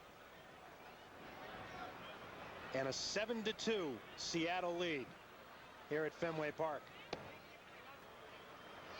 Last year, Edgar Martinez, 108 RBIs, and they don't all come on base hits. You know, those good RBI guys, they'll get him with the sacrifice fly any way they can. Seemed to be fooled on that pitch, but he still hit it deep enough to get home another run. Gordon working to David Segui. Count even at 1-1. Tomorrow afternoon, game 2 of this series, Pedro Martinez works for the Red Sox against the left-hander Jamie Moyer. Throwing those changeups for Seattle. But that contrast in style, 95-mile-an-hour fastball this afternoon, and then Jamie Moyer tomorrow afternoon with all the off-speed pitches. And Nomar Garciaparra cannot come up with the ground ball off the bat of Segui. That should be the 3rd error of the day for Boston, and the Mariners have 2 on with 1 out. Well, we talked earlier about Russ Davis getting off to a tough start at third base defensively with 4 errors, and now Garciaparra in that same category. He's also got 4 now on the season. Backhanded play, didn't make it. This was a pretty good opener up until the 6th inning for the Red Sox, but it has been a downer since then. Yeah, it has deteriorated the last few innings for Red Sox fans. There's no question about that. Tom Gordon is done for the day, retiring only 1 of the 5 batters he faced, and Rich Garces will come in. The Mariners with a 5-run lead and still 2 runners on after the error by Garciaparra, and we'll be right back on the 68 Sports Red Sox television network.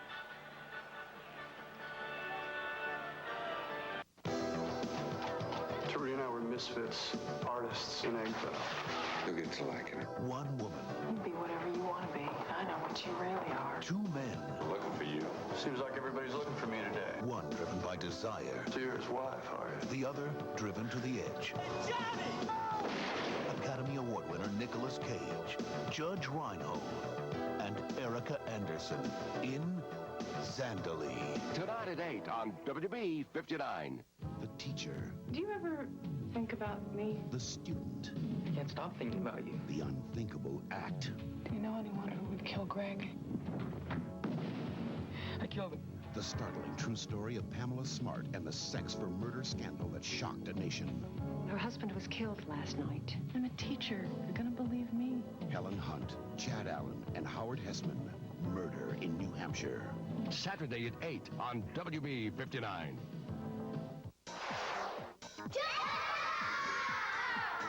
Helps preschoolers prepare to succeed one child at a time. Builds confidence, family involvement, and future teachers. Brings together college students and kids to learn and have fun. Getting involved and making a difference. That's what it's all about. To learn how you can become a volunteer for Jumpstart's Kids Fest and other programs, call 432-6763. A 7-2 Seattle lead here at Fenway Park in the top of the ninth as the Mariners have blown it open here in the late innings. The left fielder, Charles Gibson. 2 on and still just 1 out here in the top of the ninth. Griffey at second, Segui at first, and Rich Garces now on the mound. Third game of the year for Garces. All three now have been against the Seattle Mariners. He worked twice in that series last weekend. The last time on the 4th against the Mariners, a couple of innings, 1 hit. Had 4 walks in that outing with 2 strikeouts.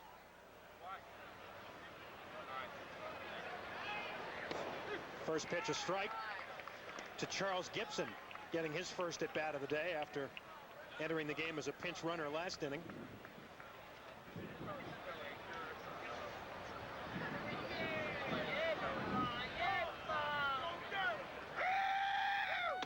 And up high, a little tight to Gibson. 1-1 the count. Tom Gordon pitched to just 5 batters.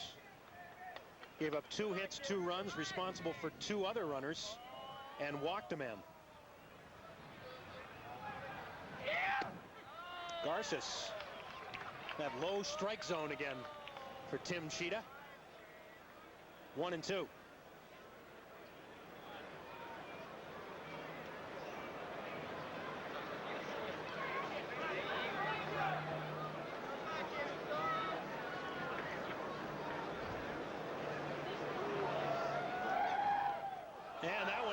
In front of Varitek, and it'll be an easy advance for both runners. That ball bounced into the stands.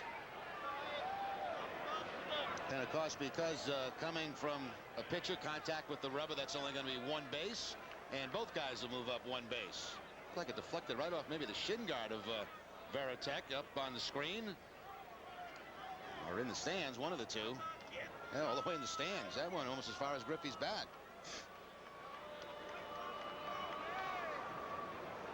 2-2 the count, and Gibson held back, says John Shulak.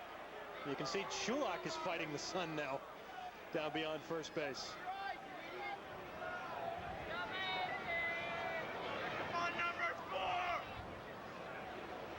Full count to Gibson, and that one accidentally fouled away, and it looked like it caught a piece of Varitek as well.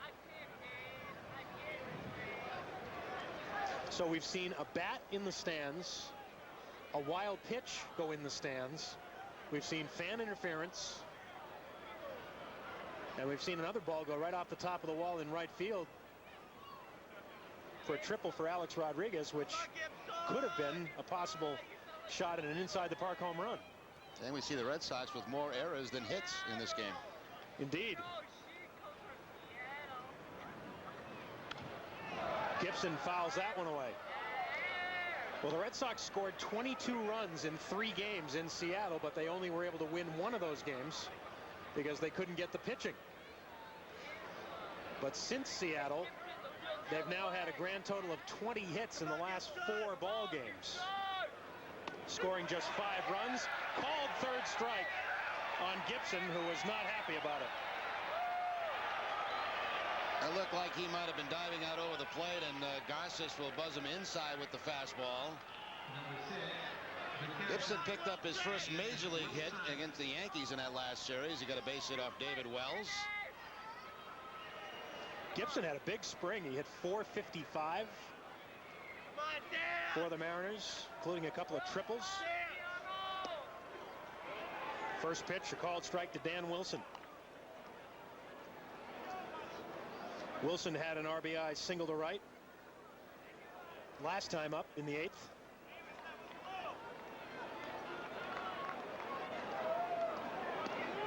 Quickly down 0-2.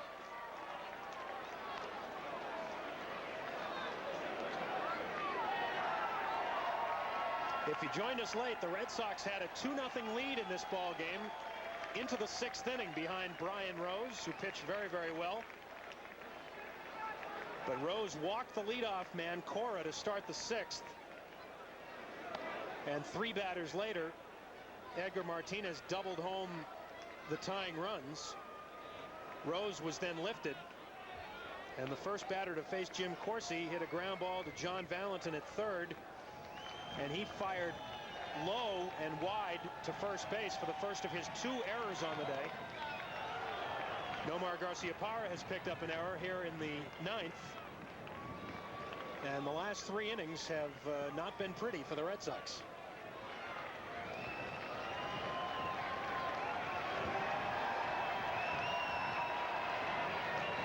Breaking pitch from Garces, and just off the end of the bat, Wilson gets it to left. But Bragg handles it for the 3rd out of the inning. 2 more runs for the Mariners and a 7-2 Seattle lead, with Heathcliff Slocum coming on to try and save it for Randy Johnson when we come back after this break on the 68 Sports Red Sox Television Network.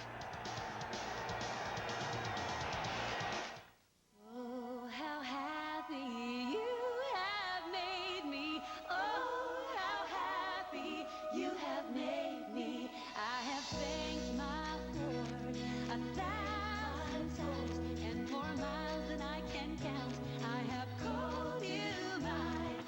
Oh, how happy you have made me. Be happy at your New England Ford dealer. Check out the easiest way to purchase Red Sox tickets through the new Touchstone ticketing system by dialing 617-482-4SOX.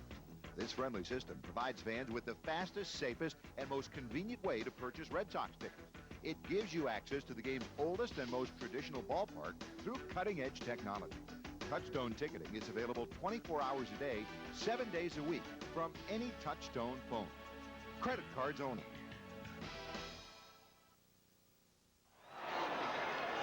Doug Brown and Jerry Remy at Fenway Park, with the Mariners leading the Red Sox 7-2. And as you can see, the Mariners have gotten it done in the late innings today after they weren't able to do anything offensively against Brian Rose, the Red Sox starter.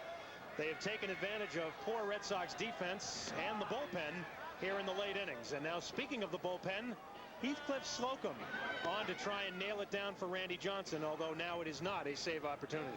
Yeah, 4 appearances now for Slocum as he begins the 9th inning here. We're at the total of 3 innings, allowing 5 hits and 3 earned runs. 4 strikeouts, a couple of walks. Last time he worked was on the 7th. That was against the Yankees. Worked 1 inning in that ball game.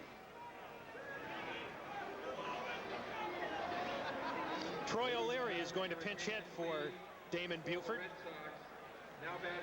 to start this bottom half of the 9th inning is Edgar Martinez, the hitting star of the day for the Mariners. 3 hits, 3 runs batted in. Of course, had the big 1-out double in the 6th inning that scored the first 2 Mariner runs and tied the ball game.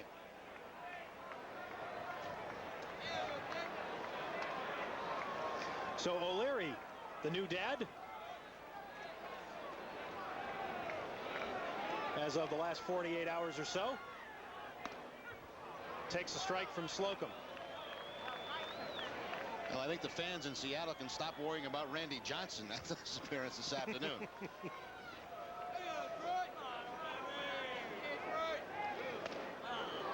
And you mentioned the numbers for Slocum, Jerry, his 4th appearance, but still has not had a save chance yet this season.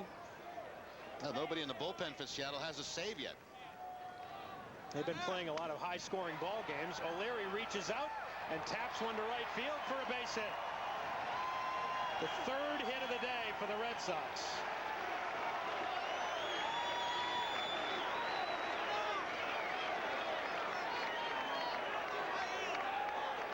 That might have stung a little bit too for O'Leary. Cool temperatures, sitting around all day, and it sounded like it was toward the end of the bat.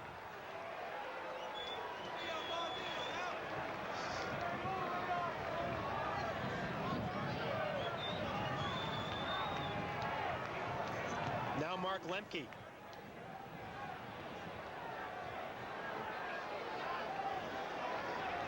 Switching to bat left-handed off Slocum. Lemke went 0 for 3 in his tries against Randy Johnson, striking out twice.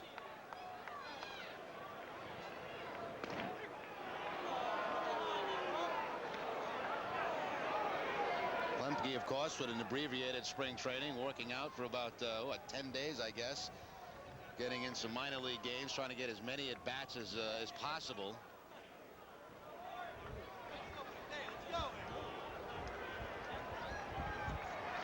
One the count to Mark, and now 1-2. The final line on Randy Johnson, by the way, 8 innings. He allowed 2 hits and 2 runs.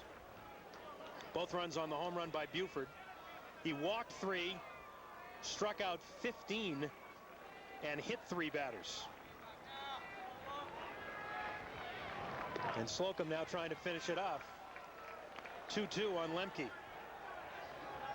Jefferson, Hatterberg, Cummings still on the bench from the left side.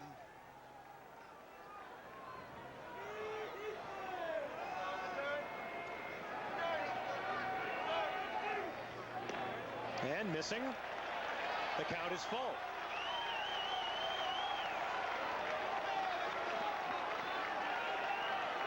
On deck, Darren Bragg.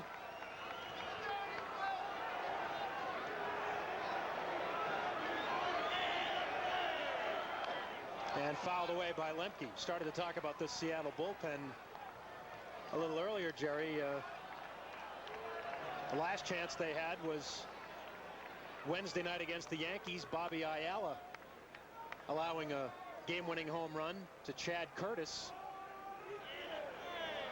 stirring up the conversation again in Seattle about the bullpen problems.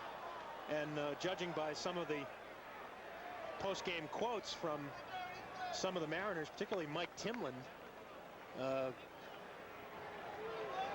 criticism starting to get to them a little bit. The constant worry about the bullpen in Seattle. Lemke fouling another one away. Well, I think the bullpen are probably happy to get on the road. You know, they had so much trouble last year. They had a difficult start to the season, and the fans in Seattle have really been getting on them. You know, every time somebody comes into the game, they're booing them. So it's good to get away from that environment, hopefully get yourself straightened out and get a little confidence. But it is frustrating for them when they come into a game out there in Seattle because the fans expecting the worst. Slocum with another 3-2 pitch to Mark Lemke. And missing low and inside. So for those of this sellout opening day crowd who have remained, hope lives with the first 2 batters on in the bottom of the 9th. The base hits don't seem to bother a manager, you know, when you have a 5-run lead, but certainly the walks do.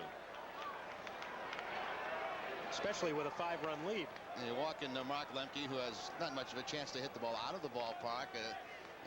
You know, you're just putting on base runners with that 5-run lead, and that's what's frustrating to Lou Piniella. They got to get on, make them hit their way on.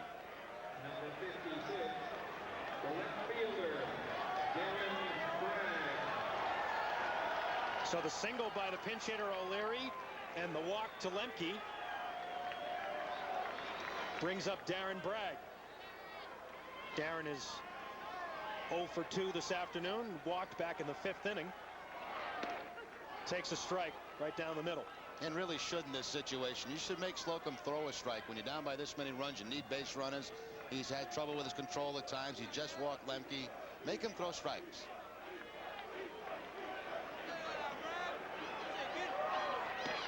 This time missing low and away.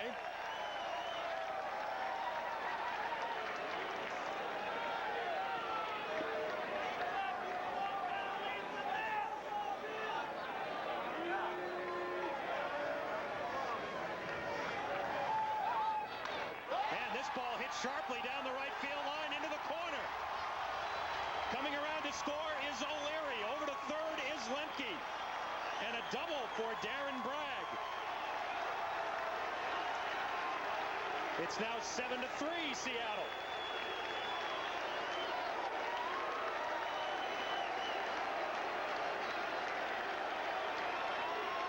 I don't know how long Lou is going to watch this, but the left hand is coming up. Hatteberg is going to pinch hit. He's got Forces in the bullpen. Bragg got a fastball, pulled it, picks up his first base hit of the afternoon, drives in a run, and that will bring Lou Piniella out of that dugout. And the fans are not yelling Lou. Some will lose, some will boo because they want Slocum to stay in. But it's not going to happen. Slocum works to 3 batters, does not retire anybody. And 40-year-old Tony Fossis will be called out of the Mariner bullpen. We'll take a break from Fenway. The Red Sox trying to mount a stirring comeback in the bottom of the 9th, trailing 7-3 on the 68 Sports Red Sox Television Network. Connecting with the wrong internet provider can leave even the most experienced net user frustrated and abandoned. Now there's a better way. BellAtlantic.net, with access to Big Yellow, your Yellow Pages on the web, and a helpful staff to guide you 24 hours a day, 7 days a week. Bell Atlantic can open doors to the internet you never knew existed. Wild things are happening. Bell Atlantic. We'll see you there. This is a sports flash from WB59 Sportsland. Hi, I'm Dot Warner. This year, fans are flipping over WB59's baseball lineup. We go now to Joe Dubba on location. Joe? That's right, Dot. This season, whether you're a Yankee fan or a Red Sox fan, you'll be flipping on WB59 twice as much, because WB59's got double the plays, double the players, double the excitement. WB59, back to you, Dot. All season long, flip on Yankees and Red Sox. Flip on WB59. Heathcliff Slocum thinking about it all over in the Seattle dugout. Worked to 3 batters, gave up the leadoff single to the pinch hitter O'Leary, then walked Lemke on a 3-2 pitch, and then the double by Bragg to score a run. And quickly Slocum is out of the ball game. And the new pitcher for the Mariners is the left-hander, the wily veteran Tony Fossis. Fossis already working in 4 games against the Red Sox at the Kingdome last week, and got a couple of outs on 2 pitches in one of those ball games. 3 strikeouts, a couple of walks in 2 innings for for Fossis. Benjamin's going to come up and pinch hit for Hatteberg.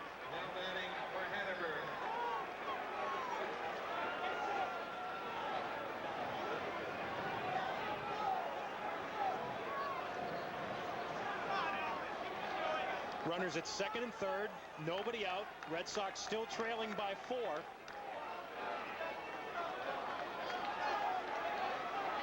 Fossis, of course, has been making a career out of retiring left-handed batters, especially here late in his career, the last 5 years or so.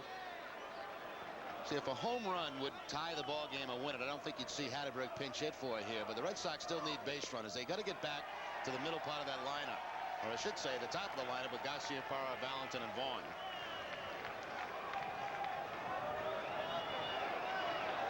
Fossis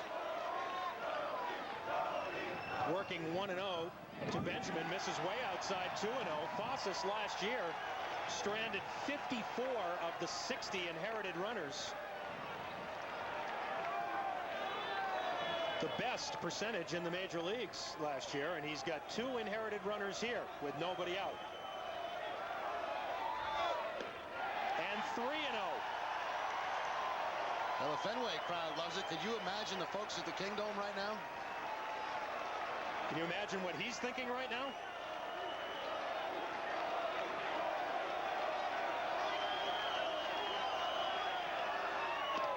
Benjamin, of course, taking all the way. Randy Johnson already saw what was a 9-3 lead disappear on opening day. The game the Mariners wound up losing. Called strike 2 on the outside corner. So we can only guess what Randy Johnson must be thinking right now. Big pitch here for Fossis. 3-2 to Benjamin. Slap foul. Looked like it was out of the strike zone. Yeah, it looked like he might have helped him out there. But again, when you got 2 strikes, anything close, you got to be going.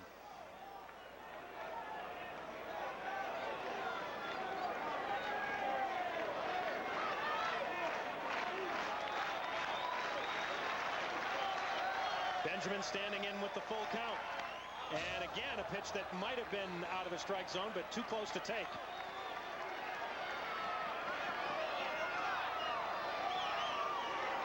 Nomar Garciaparra in the top of the order after Benjamin. Lemke, the runner at third. Bragg at second. And the 3-2 pitch to Benjamin again. Missing way outside. And now the tying run will come to the plate. And Lou Piniella practically sprints out of the Seattle dugout to make another pitching change. So Tony Fossis cannot find the plate on the pinch hitter Benjamin. The bases are now loaded, still no one out in the bottom of the 9th. We will be back to Fenway Park with Mike Timlin, the new pitcher for Seattle, after this break on the 68 Sports Red Sox Television Network.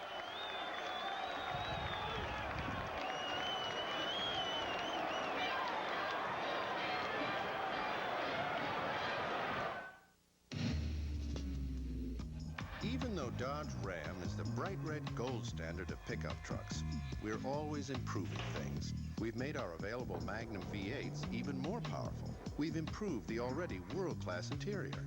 In all, we've made 130 improvements to the Ram lineup since introduction, including this one, our new flow-through ventilation system. New Ram Quad Cab. The rules have changed. Only in New York could this happen. Me, Mark, big city guy, falls in love with Lindsay, town and country girl. Lindsay, will you? Yes! But Lindsay and I have 2 problems. My family. I've heard so much about you. Where's the toilet? And her family. I understand you're a Jew. Hey, don't get me wrong. I love families. Just none of the ones I'm related to. These people are lunatics. I heard that, Weasel. You're the one. Premieres Sunday, April 19th on WB 59. Well, you can hardly blame Lou Piniella for pacing a little bit again over in that Seattle dugout. A 5-run lead coming to the bottom of the 9th. The Red Sox have scored 1, and now they have the bases loaded with no one out. And Lou is trying to get something from his bullpen. Tony Fossis walking the pinch hitter Benjamin. And now it's Mike Timlin's turn. Mike Timlin making his 5th appearance for the Mariners. 4 1/3 innings, 3 hits, and 3 earned runs. 4 walks and no strikeouts. He had a pretty good outing against the Red Sox a week ago. No way that Lou Piniella figured he'd have to use 3 pitches before he even has an out here in the 9th inning.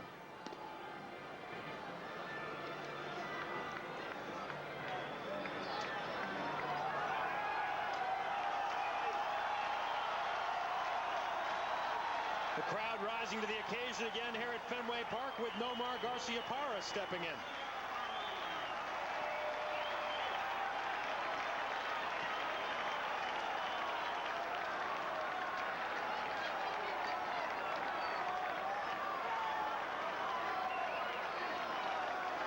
Nomar today is 0 for 2. Struck out in line to first. Then walked and was hit by a pitch, all against Randy Johnson.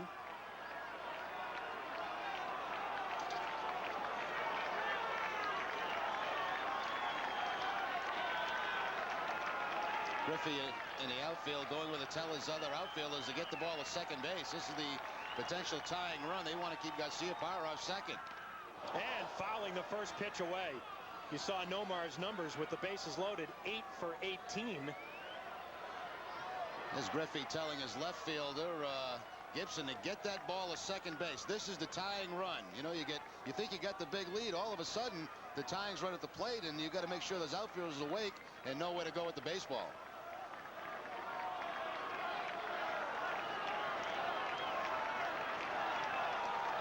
Timlin ready with the 0-1. Missing a little low.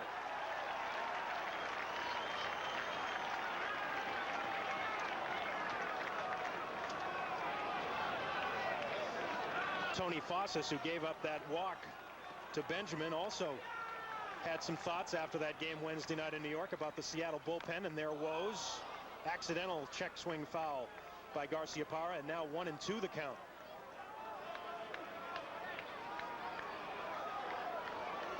Fossas said he thinks all this criticism will help pull the bullpen guys together in the long run. He said after that game Wednesday night against the Yankees that the team should be 8-0 with all the runs they've scored. Mariners averaging almost 8 runs a game coming in, and they've got 7 today.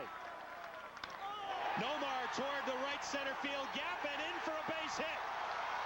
And the Red Sox will play 90 feet at a time. 1 run scores as Lemke makes it 7-4 Seattle.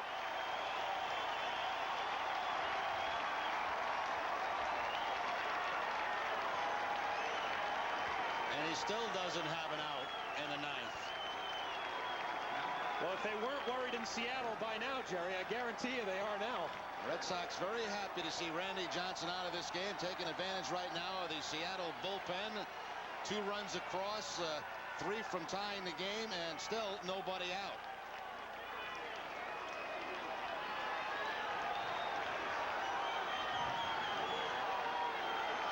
John Valentin next.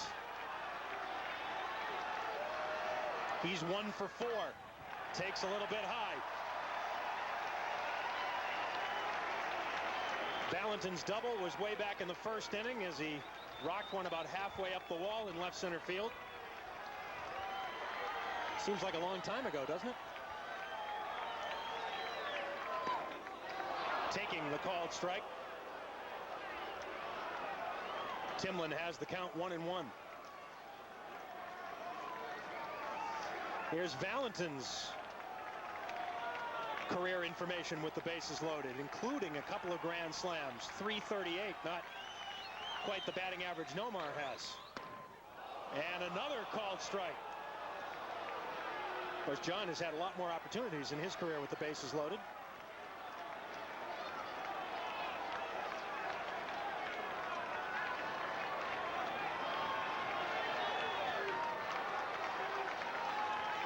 One and 2 the count.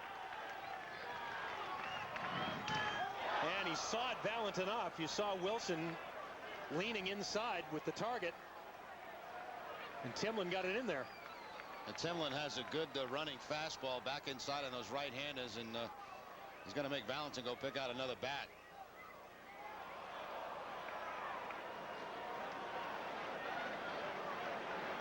The Red Sox had only 2 hits in this game up till the 9th inning. They've got 3 hits here in the 9th. Timlin trying to bury Valentin inside. There's the strike call, and then of course on the next pitch it was just about the same pitch that he hit foul. Valentin getting that new bat prepared. Mo Vaughn waiting on deck. Guarantee you Mo is one of those guys happy to see Randy Johnson out of the game, striking out 3 times today. Well, he may be facing Spoljarek, who's loosening in the bullpen, another left-hander.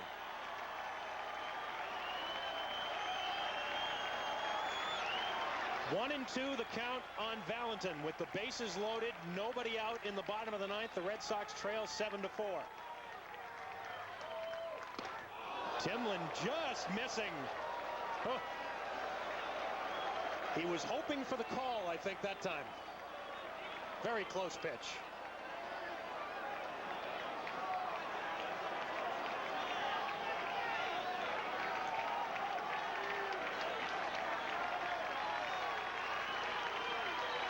Timlin with the 2-2, and he hits Valentin. That forces in another run. It's now 7-5. And the tying run is at second base. Still nobody out.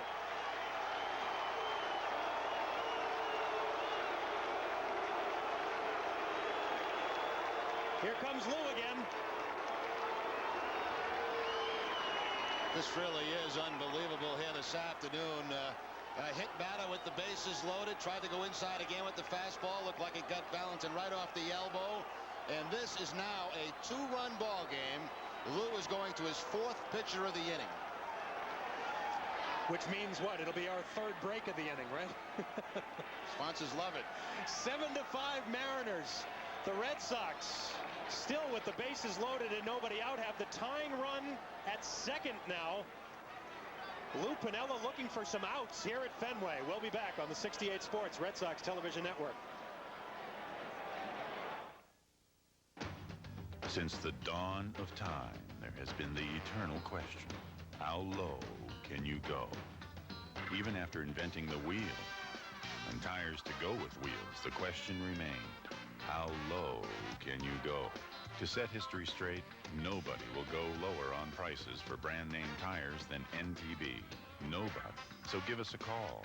NTB, National Tire and Battery. We're everything you want, nothing like you'd expect.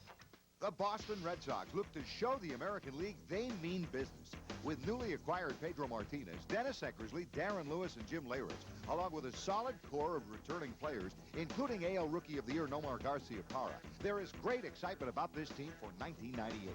Come be a part of the 1998 excitement. For tickets, call the Sox ticket office at 617-267-1700. For groups of 40 or more, call 617-262-1915.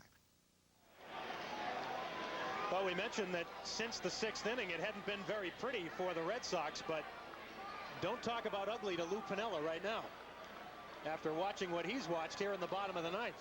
Well, he's watched this over and over. Last season, again, the start of this season. Actually, Spoljaric has been the best pitcher for Lou out of the bullpen so far this year. 5 games so far, 6 innings, a couple of hits, 3 walks, and the 8 strikeouts. And for the Seattle Mariners, the same old story. Lou actually has been pretty composed over there, considering he does not have an out yet, but Lou could snap at any time. The Mariners bullpen blew 27 saves a year ago.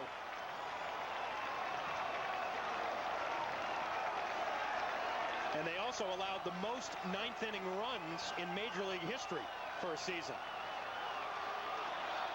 Mo Vaughn taking a strike on the outside slice.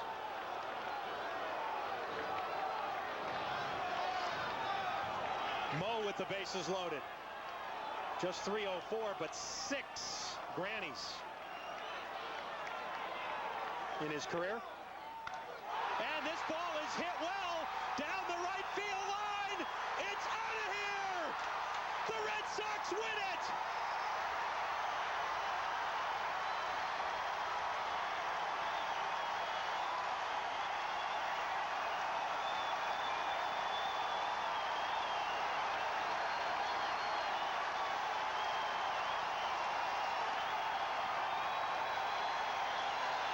Mo Vaughn's 7th career grand slam.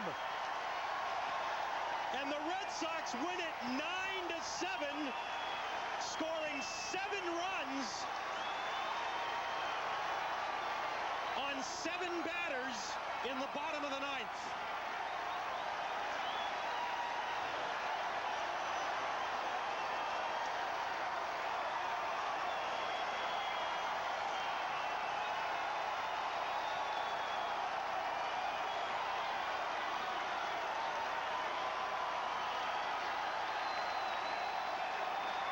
Doug, that's one of the strangest games I think you'll ever see. It was Red Sox in the beginning, then it was all Randy Johnson. Red Sox looked to be dead in this game as they played poorly in the second half, and the Mariners could not get an out with a 5-run lead going into the 9th inning. I feel bad for the people who left, don't you? Let's send it downstairs to John Holt, who has a very special guest standing by. Well, Doug, what a fabulous finish. Mo Vaughn, you could not have written a better script for opening day. Well, you know, it's a tough night out there facing Randy Johnson. When we battle back, this team is like that. You know, we're going to go out here. We're going to battle you all 9 innings. Guys got on base. He has some good at-bats. We gave him an opportunity. You know, to come through like that is a great thing. That's what I'm here for, and try to get the big hit worked out tonight. How about the way the crowd has responded to you today? You had some ups and downs in the offseason. They have welcomed you back with open arms. Well, I appreciate that. Definitely, it's been a tough offseason. I just tried to stay focused, you know, and do what I had to do. I'm glad it's over. And the main thing is to go out here between the lines and do what you got to do, you know, and try to help the ball club. So we put all that stuff behind us and just go out there and try to win. Mo, congratulations. Go see your fans. All right, thank you very much. All righty, Doug, up back to you. Mo Vaughn ends this ball game at Fenway Park in improbable fashion. The 3rd home run of the season for Vaughn. He now has 12 runs batted in. And Jerry, that was his first hit of the day after being hit by a pitch and then striking out 3 times against Randy Johnson. Well, memory lane today, you say against Johnson, you hope to strike once. Well, he didn't strike once today against Randy, but he did strike the big one here in the 9th inning. And what a story for Mo Vaughn. Everybody wondering how he was going to be accepted by the fans. Well, if there's some people that had doubts, this will change their mind. It always does, a home run. 7 runs. The Red Sox never made an out. In the bottom of the 9th inning, they sent 7 men to the plate, and they all scored against 4 different Mariner pitchers. There are the totals. 9 runs on just 6 hits. 3 errors for the Red Sox. 7-12-0 for the Mariners. Seattle left 7 runners on base, as did the Red Sox. Left 6 men on base in this ball game. Seattle leaving 7. Rich Garces, who got the last out, the last 2 outs actually, in the top of the 9th, gets the win in relief. And Mike Timlin, who put both of the batters he faced on base, Garciaparra's single and then hitting Valentin just prior to the home run by Vaughn, takes the loss. So the conversation in Seattle, certainly, Jerry, is going to center again on this Mariner bullpen, and just 2 devastating losses in a row now for this bullpen, and none worse than this one today. Well, we mentioned earlier that maybe it'd be good for them to get out of town and get some confidence. Well, it's not going to happen in this game this afternoon. A terrific comeback win for the Red Sox. A great way to open up the season here at Fenway. And for a while, it didn't look like it was going to happen.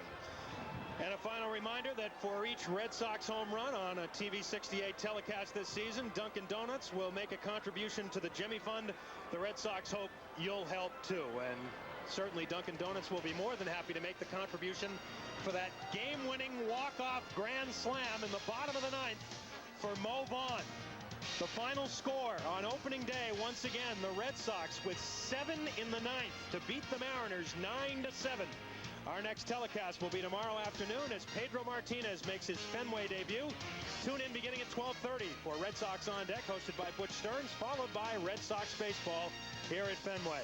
This has been a 68 Sports presentation on the Boston Red Sox Television Network.